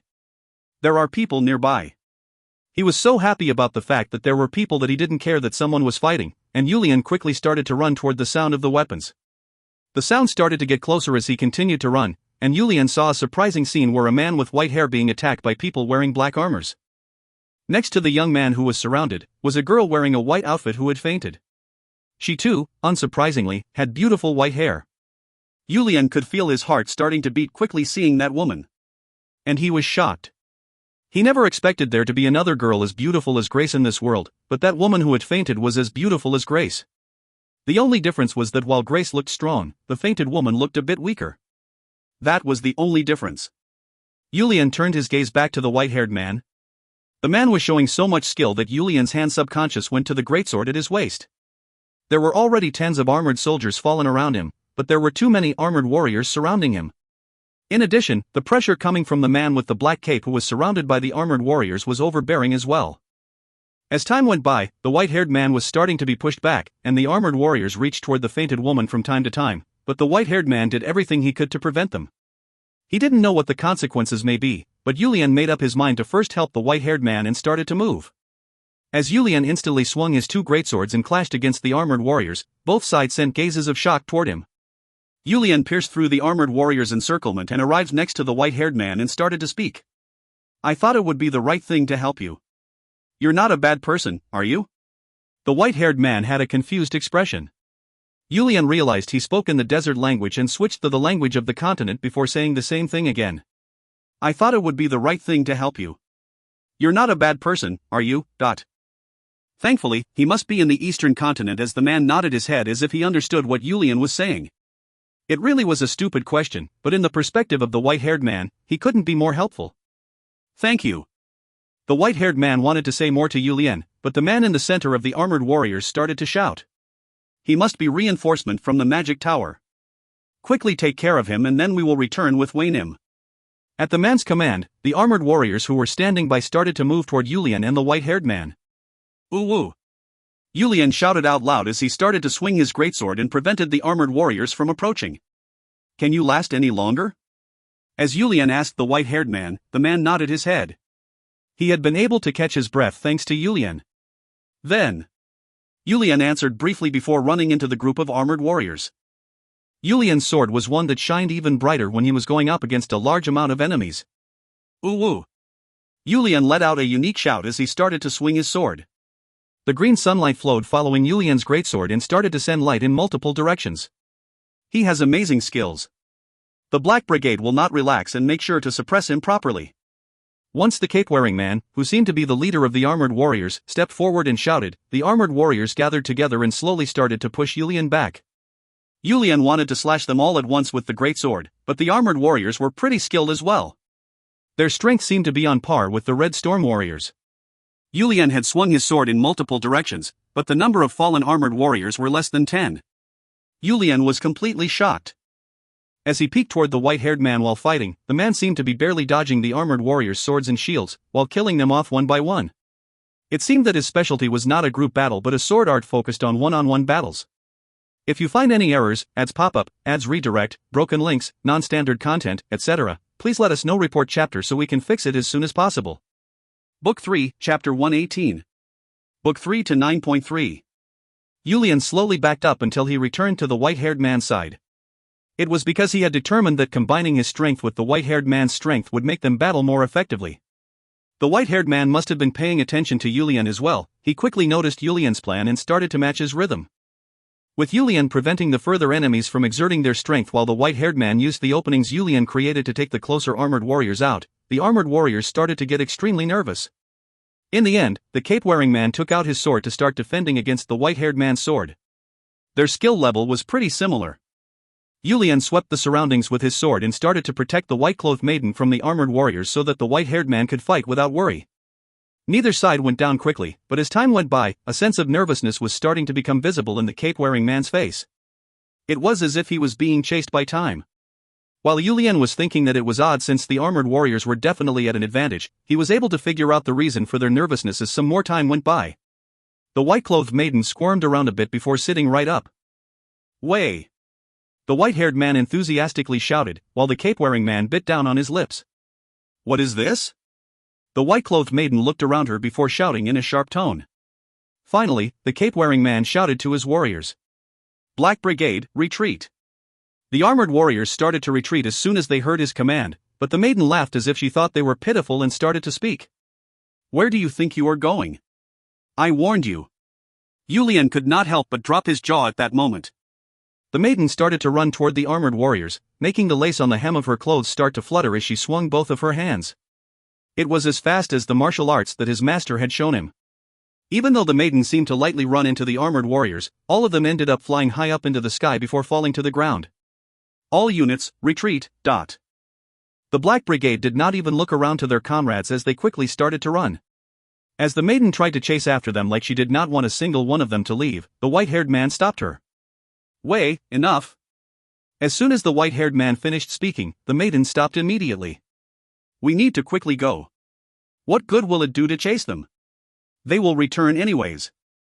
At the white-haired man's words, the maiden who was called Wei turned around to look at the man before smiling and sticking right next to him. Are you angry? No. Is there a reason for me to be angry? We just have to hurry onward, so I was saying it was enough. Okay. The maiden named Wei grabbed the man's arm like she was a kid and started to rub her face on his arm before looking toward Yulian. Who are you? Seeing the maiden talk so casually to him, Yulian started to speak with disbelief. The white-haired man pulled her behind him and bowed to Yulian before starting to speak. Thank you for your help. My name is Aizen of the Rogini Kingdom. May I ask for our benefactor's name? I am Yulian Provoke, the Glow of Pariaye, one of the desert tribes. The man who was called Aizen did not know what the term blow meant, but since he was able to get Yulian's name, he bowed his head once more before starting to speak again. Thank you. We would have been in serious trouble today if it wasn't for Yulian Nim. Yulian looked at Wei, who was peeking at him from behind Aizen, and awkwardly started to speak. Well, it looks like you wouldn't have been in much trouble even without me. Ha ha ha. We were in danger because the enemy used the moment Wei was poisoned to attack. We were able to get past it thanks to Yulian Nim's help. As you may have noticed, they are not just your typical warriors. Yulian had indeed realized the strength of the armored warriors. For someone to have warriors of that caliber, this Aizen's enemy must have some power. Now it makes sense. I was shocked because their level of strength was not something that you can see very often. But could you tell me where this is? Aizen looked toward Yulian with a shocked expression. Did you not come from the magic tower? The magic tower? Yulian had heard that term before. Where was it? I definitely heard it before. Who did I hear it from? Was it from a book? Yulian tried to remember this name that he was sure he had heard before. There is a continent to the end of the north that people do not know about. We call it the ancient continent. That place is like the desert, it is full of monsters. That is actually the continent of the past civilization. There is a large tower on that continent called the Magic Tower, and it has hundreds of floors. It was made of magic. Ah! Master! Yulian remembered what he had heard from Chun Myung-hoon and shouted out loud. Aizen looked at Yulian as if he was weird, and Yulian started to ask Aizen a question. Then is this the hidden continent to the end of the north? Aizen was nervous as he responded. We are headed there right now. We should still be in the eastern continent. Ah! But how did I end up here from the desert? The desert? I came from the desert. Yulian decided to travel with Aizen and Wei. Since he didn't know how to get back to the continent and knew nothing about this place, it was the best decision. But most importantly, he remembered that his master knew the master of the Magic Tower. He felt like he might receive some news about his master if he went there and asked. The granny at the Magic Tower is said to possess an immense amount of strength. If we arrive there, she should be able to find a way to return Yulian Nim back to your original spot. Yulian nodded his head at Aizen's words. Yulian and Aizen hit it off as if they had been friends for over 10 years. Maybe it was the bond of fighting together with their lives on the line, but they became so close that Wei kept getting annoyed at Yulian. Yulian decided not to care about Wei at all. She was extremely beautiful and strong, but surprisingly, her mental state seemed to be that of a child. An extremely immature child. Aizen did not say much about that. Yulian did not ask much about it, since there seemed to be some type of situation. Other than the uncomfortable situation with Wei, the two men were enjoying themselves because they had so much similarities with each other. They also had some similarities when it came to the way of the sword, so they were able to teach each other about their weak points. Although Aizen used something called mana like the rest of the swordsmen of the continent, the skill that he used to make his mana burst out from time to time was similar to Yulian's internal ki. The two men continued to get closer as they shared all sorts of stories, and as time went by, it was revealed that Aizen was 4 years younger than Yulian. Once that was revealed, the two decided to become sworn brothers. They saw many things on their way to the Magic Tower. A tree person who wanted to become human, a lichen sloth that was depressed, they saw so many things that they would have never dreamed about. The three people resolved all issues on their way and started to get closer to the Magic Tower. The time that it took to arrive at the Magic Tower under the guidance of the elf race that he had only read about in books, was exactly 3 days less than 1 month. Ah! Yulian and Aizen both let out a noise of awe the instant they arrived at their destination. The Magic Tower. A tall tower that seemed to pierce the sky. A magical tower that humans would never have been able to make. Yulian tilted his head 90 degrees to look toward the top of the tower once more and could only be amazed. Author's thoughts, at the end of Book 3. There are a couple things I need to share. A good portion of Book 3 was focused on the individual named Runa Brink. I wanted to show all of you that he was an amazing warrior, and share that when this genius continues to impact change in the future, that he was prepared to play that role. The division of the war. I feel like I made this book quite lively, but I felt like it would drag on for too long if I just continued to talk about the war, so I decided to make the latter parts of the war much shorter. Honestly, to keep your interest, I actually decreased it by quite a bit. There will continue to be wars in the future, so there was no need to make it drag on forever. It's not like there were mountain ranges or anything. Since it was the desert without much of anything, they said that there were not many scenes to depict great war scenes. Cough. The last thing for now is how non-realistic it may be. I know that it may seem non-realistic, but it is impossible to keep it completely realistic due to the restrictions of time. I know there may be a lot of issues with how they are taking over the desert. However, if I keep it too realistic and have them fight against every desert tribe, this novel will really end up going over 10 volumes. I am planning on a total of 5 to 7 volumes for Red Storm. I feel like it needs to hit your emotions whenever you are reading something. So if it feels non-realistic, please just laugh, haha, and look past it. In return, I will do my best to create atmospheres for you to be sympathetic about. If you have suggestions about war, feel free to send me an email or post in the forum at any time. End of Book 3. Next up. The Magic Tower. A tall tower that goes beyond your wildest imagination. With a single flaw in its color. That place broke all limits of his imagination. If you find any errors, ads pop up, ads redirect, broken links, non-standard content, etc., please let us know. Report chapter so we can fix it as soon as possible. Book 4, Chapter 119. The Magic Tower. A tall tower that goes beyond your wildest imagination. Without a single flaw in its color. That place broke all limits of his imagination. Book 4 to 1.1. This place was not decorated like a fancy room, but the wooden desk, chair, and bookshelves full of books made the room seem better than it actually was. But it was not like a scholar's room where the books on the bookshelves were in a mess and the table was full of all sorts of memos and books related to those memos with all sorts of papers scattered on top of the desk. On top of the desk was a single book and a piece of paper, and the books on the shelves were properly organized without a speck of dust that could be found. Should it be called the room of someone who was already all-knowing? The image gave off the personality of the person who used the room. Then a boy, who was not wearing a luxurious outfit of a noble, but a majestic-looking silk outfit with a clean design, came into the room and sat on the chair.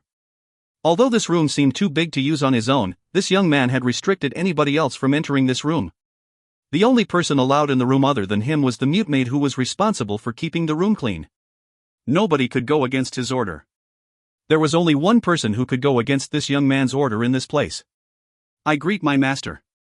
As soon as the young man sat down, a black-clad man entered the room and bowed in front of him before speaking in a quiet voice. The young man did not even look at him, but asked while looking at the document on the table. Didn't I ask you to please not call me master? Please just call me employer. That is more comfortable for me. The black-clad man was quiet and did not say anything. Even now, there were many nobles and kings who were trying to scout him.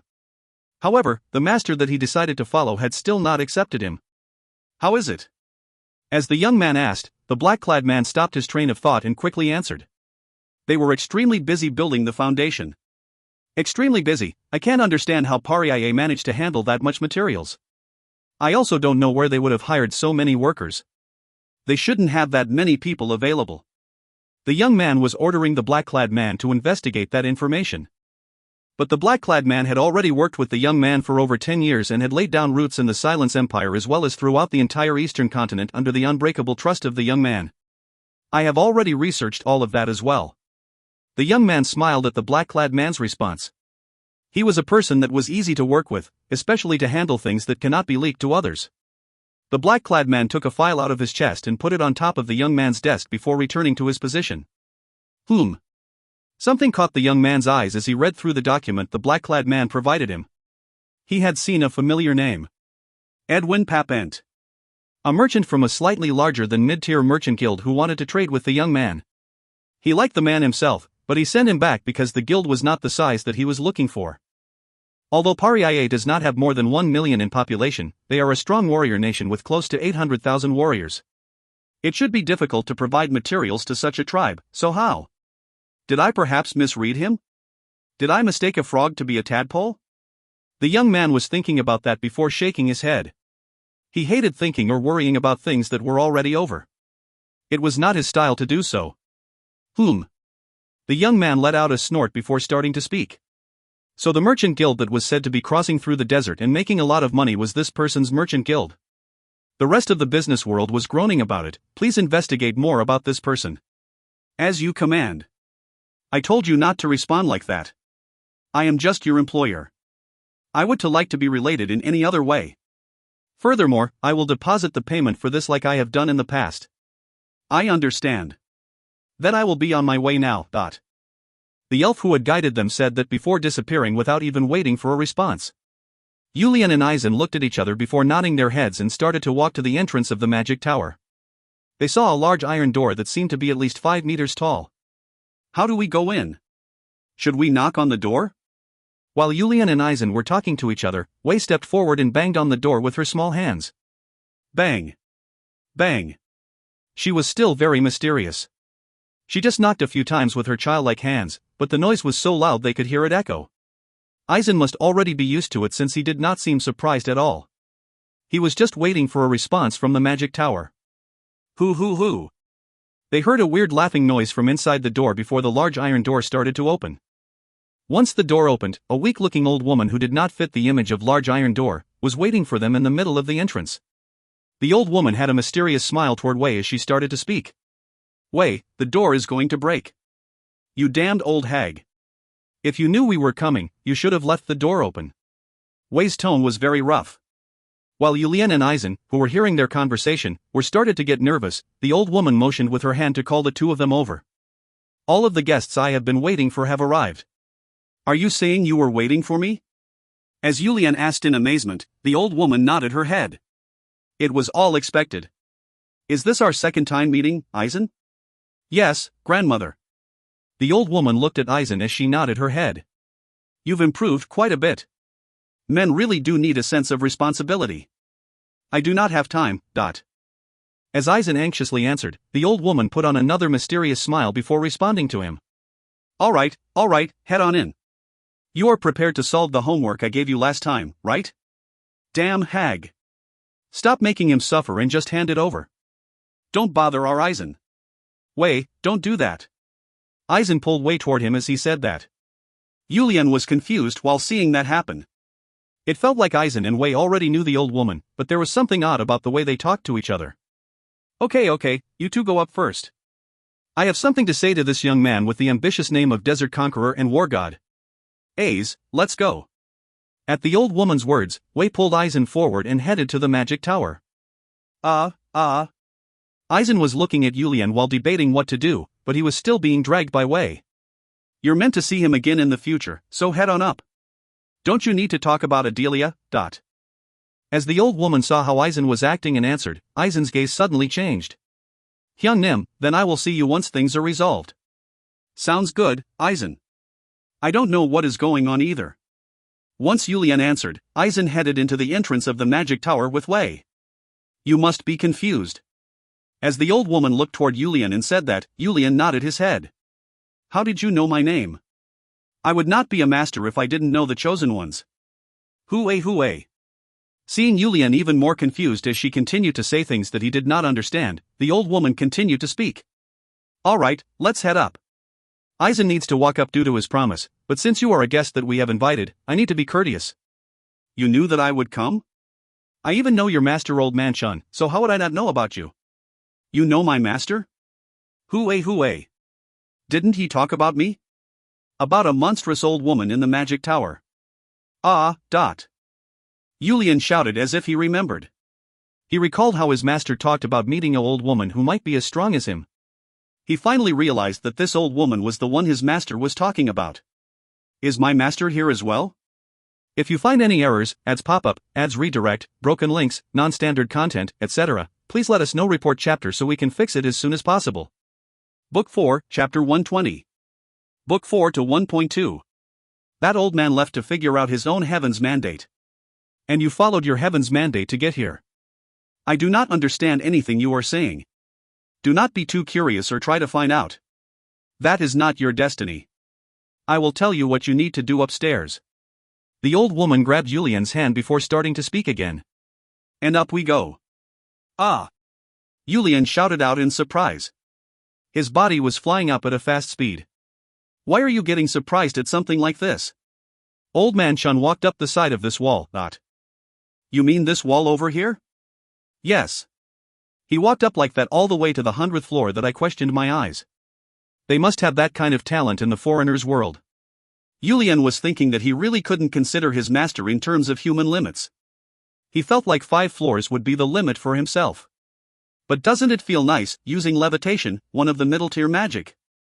Similar to the magic that is inscribed in the Desert Runner, to go up this high is not something just anybody can do. Hooey. The old woman was speaking as if it was amusing, but it was not the case for Yulian. When he moved his head to look down, it was scary for even Yulian, who did not fear many things. There won't be anything left of me if I fall from this height. While Yulian was having that type of thought, the old woman and Yulian had pierced through the clouds and arrived at the top floor of the magic tower. Yulian felt a bit relieved once he felt the solid flooring underneath his feet again, but just looking down from the balcony was still pretty scary. The world is so small when you look at it from here. I don't understand why everyone is so anxious to go to war and kill each other. Yulian started to speak at the old woman's mumblings. Each person has their reason. There are no battles without reason. Regardless, they're only going to be alive for about 100 years. Yulian was not feeling good because he felt like the words the old woman was saying were directed at him, asking why he continued to fight. I must have upset you. No. I am just telling you how I feel. I guess people have to follow the will of the heavens, and your mandate from heaven is that of war. Why they gave you such a brutal mandate, TSK TSK TSK? Yulian saw the old woman clicking her tongue and started to ask. What does that mean?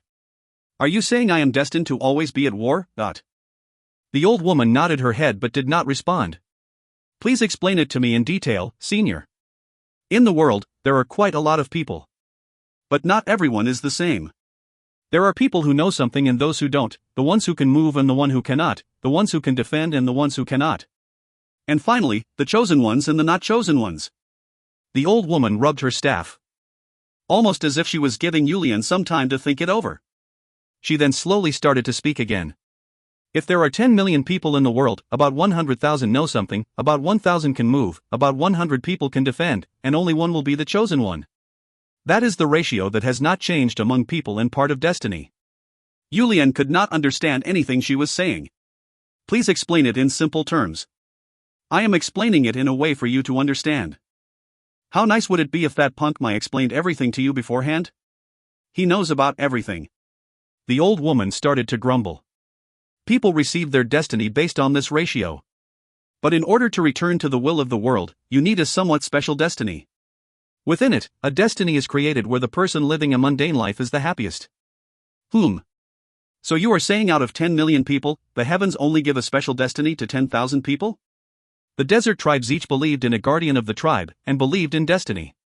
There were plenty of things to make them feel that way as men who were born in the desert to fight as warriors. The old woman stared at Yulian as if she was trying to pierce him with her gaze and started to speak. That is why the destiny of the 12 chosen ones are so shitty. Are you perhaps saying I am one of those 12 people? The old woman did not turn her gaze away from Yulian and answered. To put it simply, yes. Aizen, who came with you, is also a chosen one as well. We need to fight in wars because we were chosen? Rather than war, it is better to say you fight to protect. Didn't Mai tell you? In the middle of the desert is the center of the rift. The monster's desert.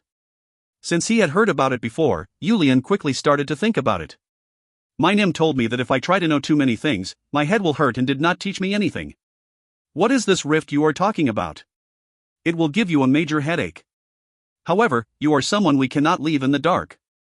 You may be one of the chosen ones, but you still have one decision left. A decision? A shitty decision indeed. Why did the heavens make you decide on such a thing? The more it continues, the more humans break apart from each other. The old woman looked to the sky as she mumbled in lamentation. Yulian scratched his head because he knew he had to think really seriously about what was happening to him. He selected the opposite path due to sheer curiosity, and it led him to the western continent, and along the way, so many unbelievable things happened.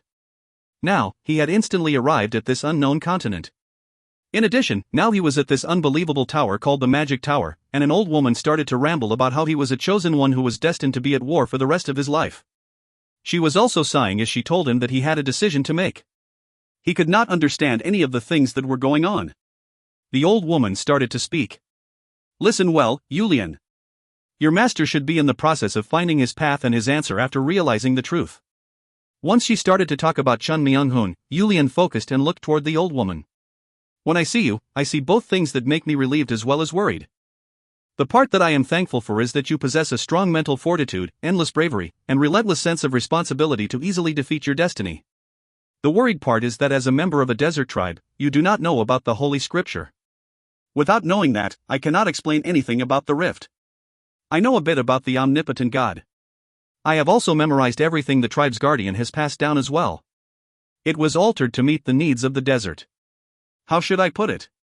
The Father loves all of his children, but does not teach them all in the same way? The old woman groaned before looking toward Yulian and continuing to speak. Even if I try to explain it in the simplest of ways, it will be difficult without knowing the Holy Scripture. The old woman contemplated for a long time before clapping and starting to speak. All right. I will give you a short explanation. Listen well. I had to think really hard to come up with this. Yulian started to smile as he answered. I will listen to it as if it was my master giving me a lesson. In the world, there is a God and angels and devils. Since you are also the king of a nation, you should have read many books, right? Yes. What is a devil? The majority of people call Satan, who was born with the name Lucifer, to be the essence of evil. I am aware of it. The archangel who descended down after going against the omnipotent God. Oh, you know about it. Who would not know about angels and devils? Even our tribe makes sure to teach about religion. Neo-Latinim, the guardian of our tribe, is one of the archangels as well. It should be easier to explain than I thought then. Then listen well. I will tell you about why the devil split away from the Lord. If you find any errors, ads pop up, ads redirect, broken links, non-standard content, etc., please let us know. Report chapter so we can fix it as soon as possible. Book 4, Chapter 121. Book 4 to 1.3. There was a single existence in the middle of an glorious ball of light that was hidden away from the world. At one point, this existence radiated throughout the world. He quietly landed down while flapping his 12 wings of authority. There did not seem to be anyone looking at him, but he was already aware of the person looking at him. Father. The existence opened his mouth and looked for his father. I am aware. The existence heard an answer in his heart. My son. If you face this person face on, you might burn away. The existence felt like he was so shabby and felt like he could burn away from embarrassment, as he looked up at the empty air and started to speak. Father, did you really have to do that? The tone of the voice was very calm and relaxed, but there was a lot of unexplainable emotions mixed into it. The existence continued to speak. Didn't you really like them? Didn't you really love them? My son, I still love them. The existence started to speak louder. Then why did you have to do that? Weren't they the creation you created with your 2 hands and breath? The father answered. My son, I do love them. Did you destroy them because you love them? Is that why you put them through so much pain? The light started to shake as the existence started to raise the tone of his voice. I am their father and their creator. Once he heard a response, the existence bowed his head. Their sins had filled the world, and their every thought was evil that I regretted creating them in the first place. This existence named Lucifer, who was at one point one of the most radiating of all archangels but now had revolted against God and left, started to shout. Father, why did you not forgive them? Didn't you forgive them in the past and won't you forgive them in the future either? I regret that I destroyed all of them with my water. I regret not loving even their wrongdoings. I will never destroy them with water ever again. And I promise change for the single pair of life that is now left in the world. Lucifer looked down at the world. Since the speed of time between the world and the location where Lucifer was currently at moved at a different pace, the world was already quickly starting to change. Lucifer let out a loud sigh as he started to speak. Wasn't it you who taught me to love? Wasn't it you who taught me to love and love again? The wails of the people you have ordered to be destroyed continue to pierce the son's heart. The emotions you gave them to think and feel on their own continues to bother me. Tears started to form in Lucifer's eyes.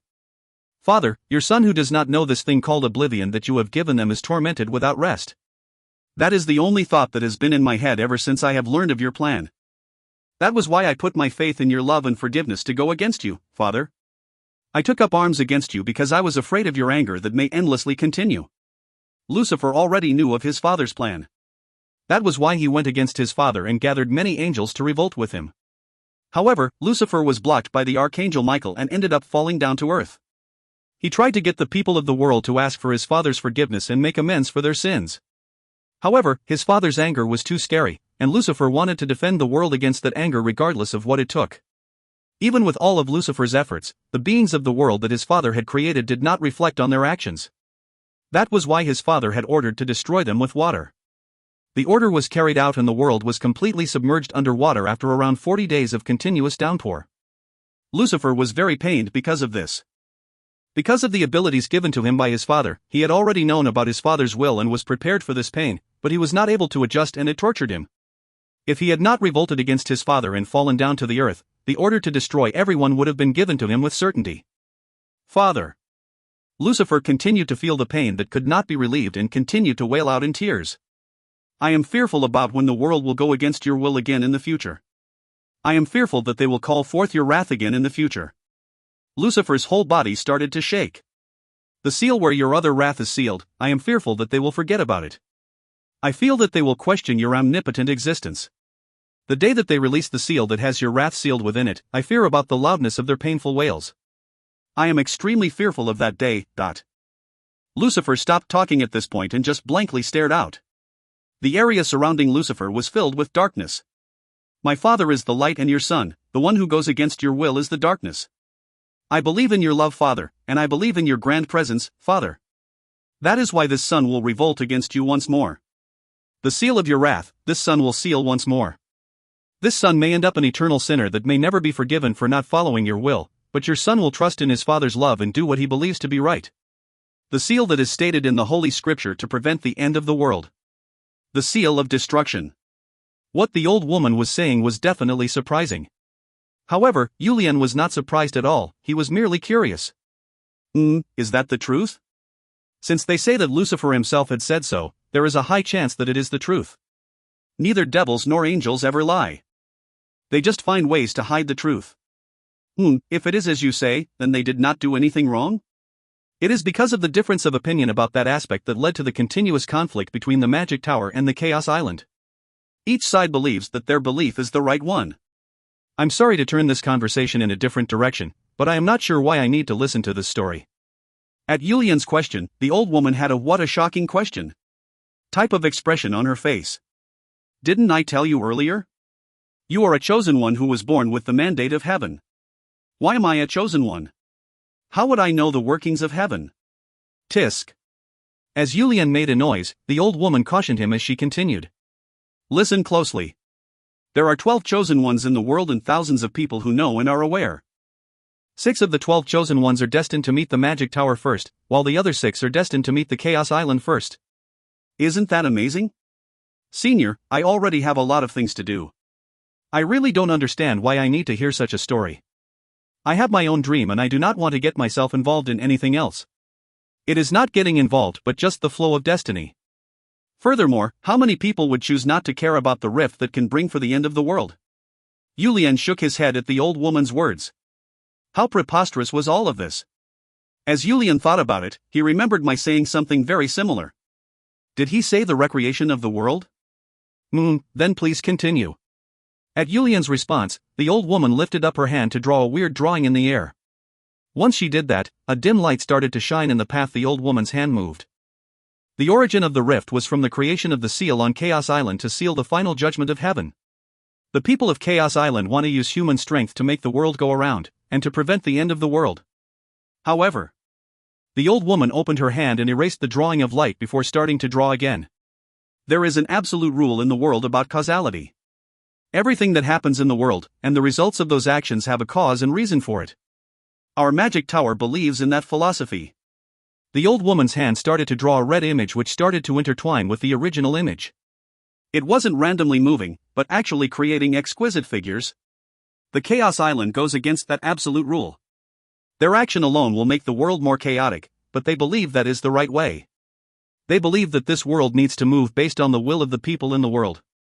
It is complicated. Of course. When humans try to use their head to go against the rules of the heaven, it will always be complicated. But they do not believe that their actions will create the rift that will push forward the recreation. In fact, they believe that they are slowing it down by sealing it. Julian thought of Maya and asked. Then what is Mine doing? Maya's reversing the seal of Chaos Island to nullify the effects of the seal of Chaos Island. Julian finally understood why Maya had spent years down underground without ever being able to see the sunlight. Then Mine must be one of the chosen ones as well? Even that kid with him, Luff, is a chosen one. And the two of them have chosen to stand on the side of our Magic Tower. Will I need to make a decision as well? If you find any errors, ads pop up, ads redirect, broken links, non-standard content, etc., please let us know. Report chapter so we can fix it as soon as possible. Book 4, Chapter 122. Book 4 to 1.4. Will I need to make a decision as well? When the time comes. Of the chosen people, there are some who are helping us and some who are helping the chaos, but the majority are still torn, so it is a complicated problem. And one day, someone from chaos will come to look for you. Persuading you in advance will help them at the final moment. So I still have the luxury of making a decision? Yes. However, in this granny's eyes, I believe you will be someone who makes a smart decision. After all, the rift was created to seal the endless amount of monsters coming out of the monsters' desert. My Nim told me to prepare myself. The old woman nodded her head. You will need to. From the beginning, it was impossible for a human to prevent something that a devil has sealed. I'm actually surprised that we managed to last this long in the first place. The old woman said that as she started to fall deep in thought. She pretty much had no contact with Mai. The old woman was not able to leave the magic tower, and Mai could not leave his post. After speaking with Yulian, the old woman was thinking that the time of chaos was getting closer little by little. The moment Mai cannot last any longer and let's go, I presume that you will no longer be fighting against humans, but only against monsters. You will also naturally realize that everything needs to progress in the order that they are destined to go. It certainly is amusing and definitely a problem I will have to think about, but right now, I am unable to put any of my thoughts toward it. All you have to do is do as you will. Nobody will bother you. If you think about it in one way, it seems to be the most urgent and scariest issue, but if you think about it again, this story was so unbelievable that Yulian decided to not put much thought into it right now. As he had just stated, right now was not the time to think about it.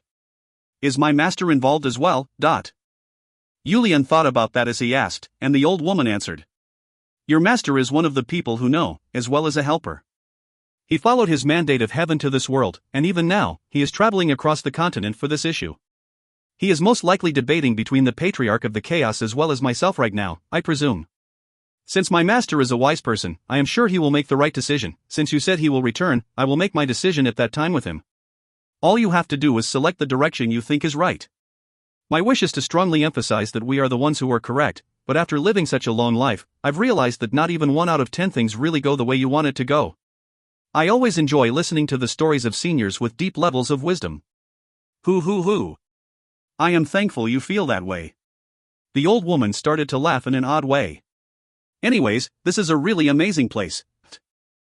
As Yulian looked around in awe, the old woman looked around while standing next to Yulian and started to speak. It definitely is amazing. It was built on human haughtiness after all. It wasn't really built with good intentions. You can ask your master later.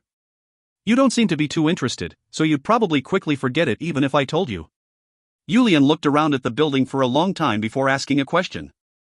By the way, where are Aizen and Wei? Aizen is currently paying the price for his words and Wei is on a path that she has selected for herself. Even if it is not now, you will meet them again at some point in the future. Yulian did not understand what she meant and asked again. So you are saying I will not be able to meet them here? Don't you have to return quickly? It seems to me like you don't want to listen to my blabbing and want to quickly head back? It was true. A month had already passed by, so he was sure that the Red Storm warriors would be worried. It was even possible that they followed Haisha into the dungeon.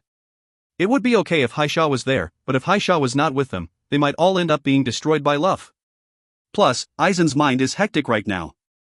He is a man with a goal and he knows that he does not have much time. I see. Yulian nodded his head before looking toward the old woman as a thought passed through his head. Senior, just how am I supposed to go back? I don't even know where I am. Hoo. The old woman let out that odd laugh again as she started to speak. Originally, I would make you walk back since you followed your own decision here, but I will grant you a special favor.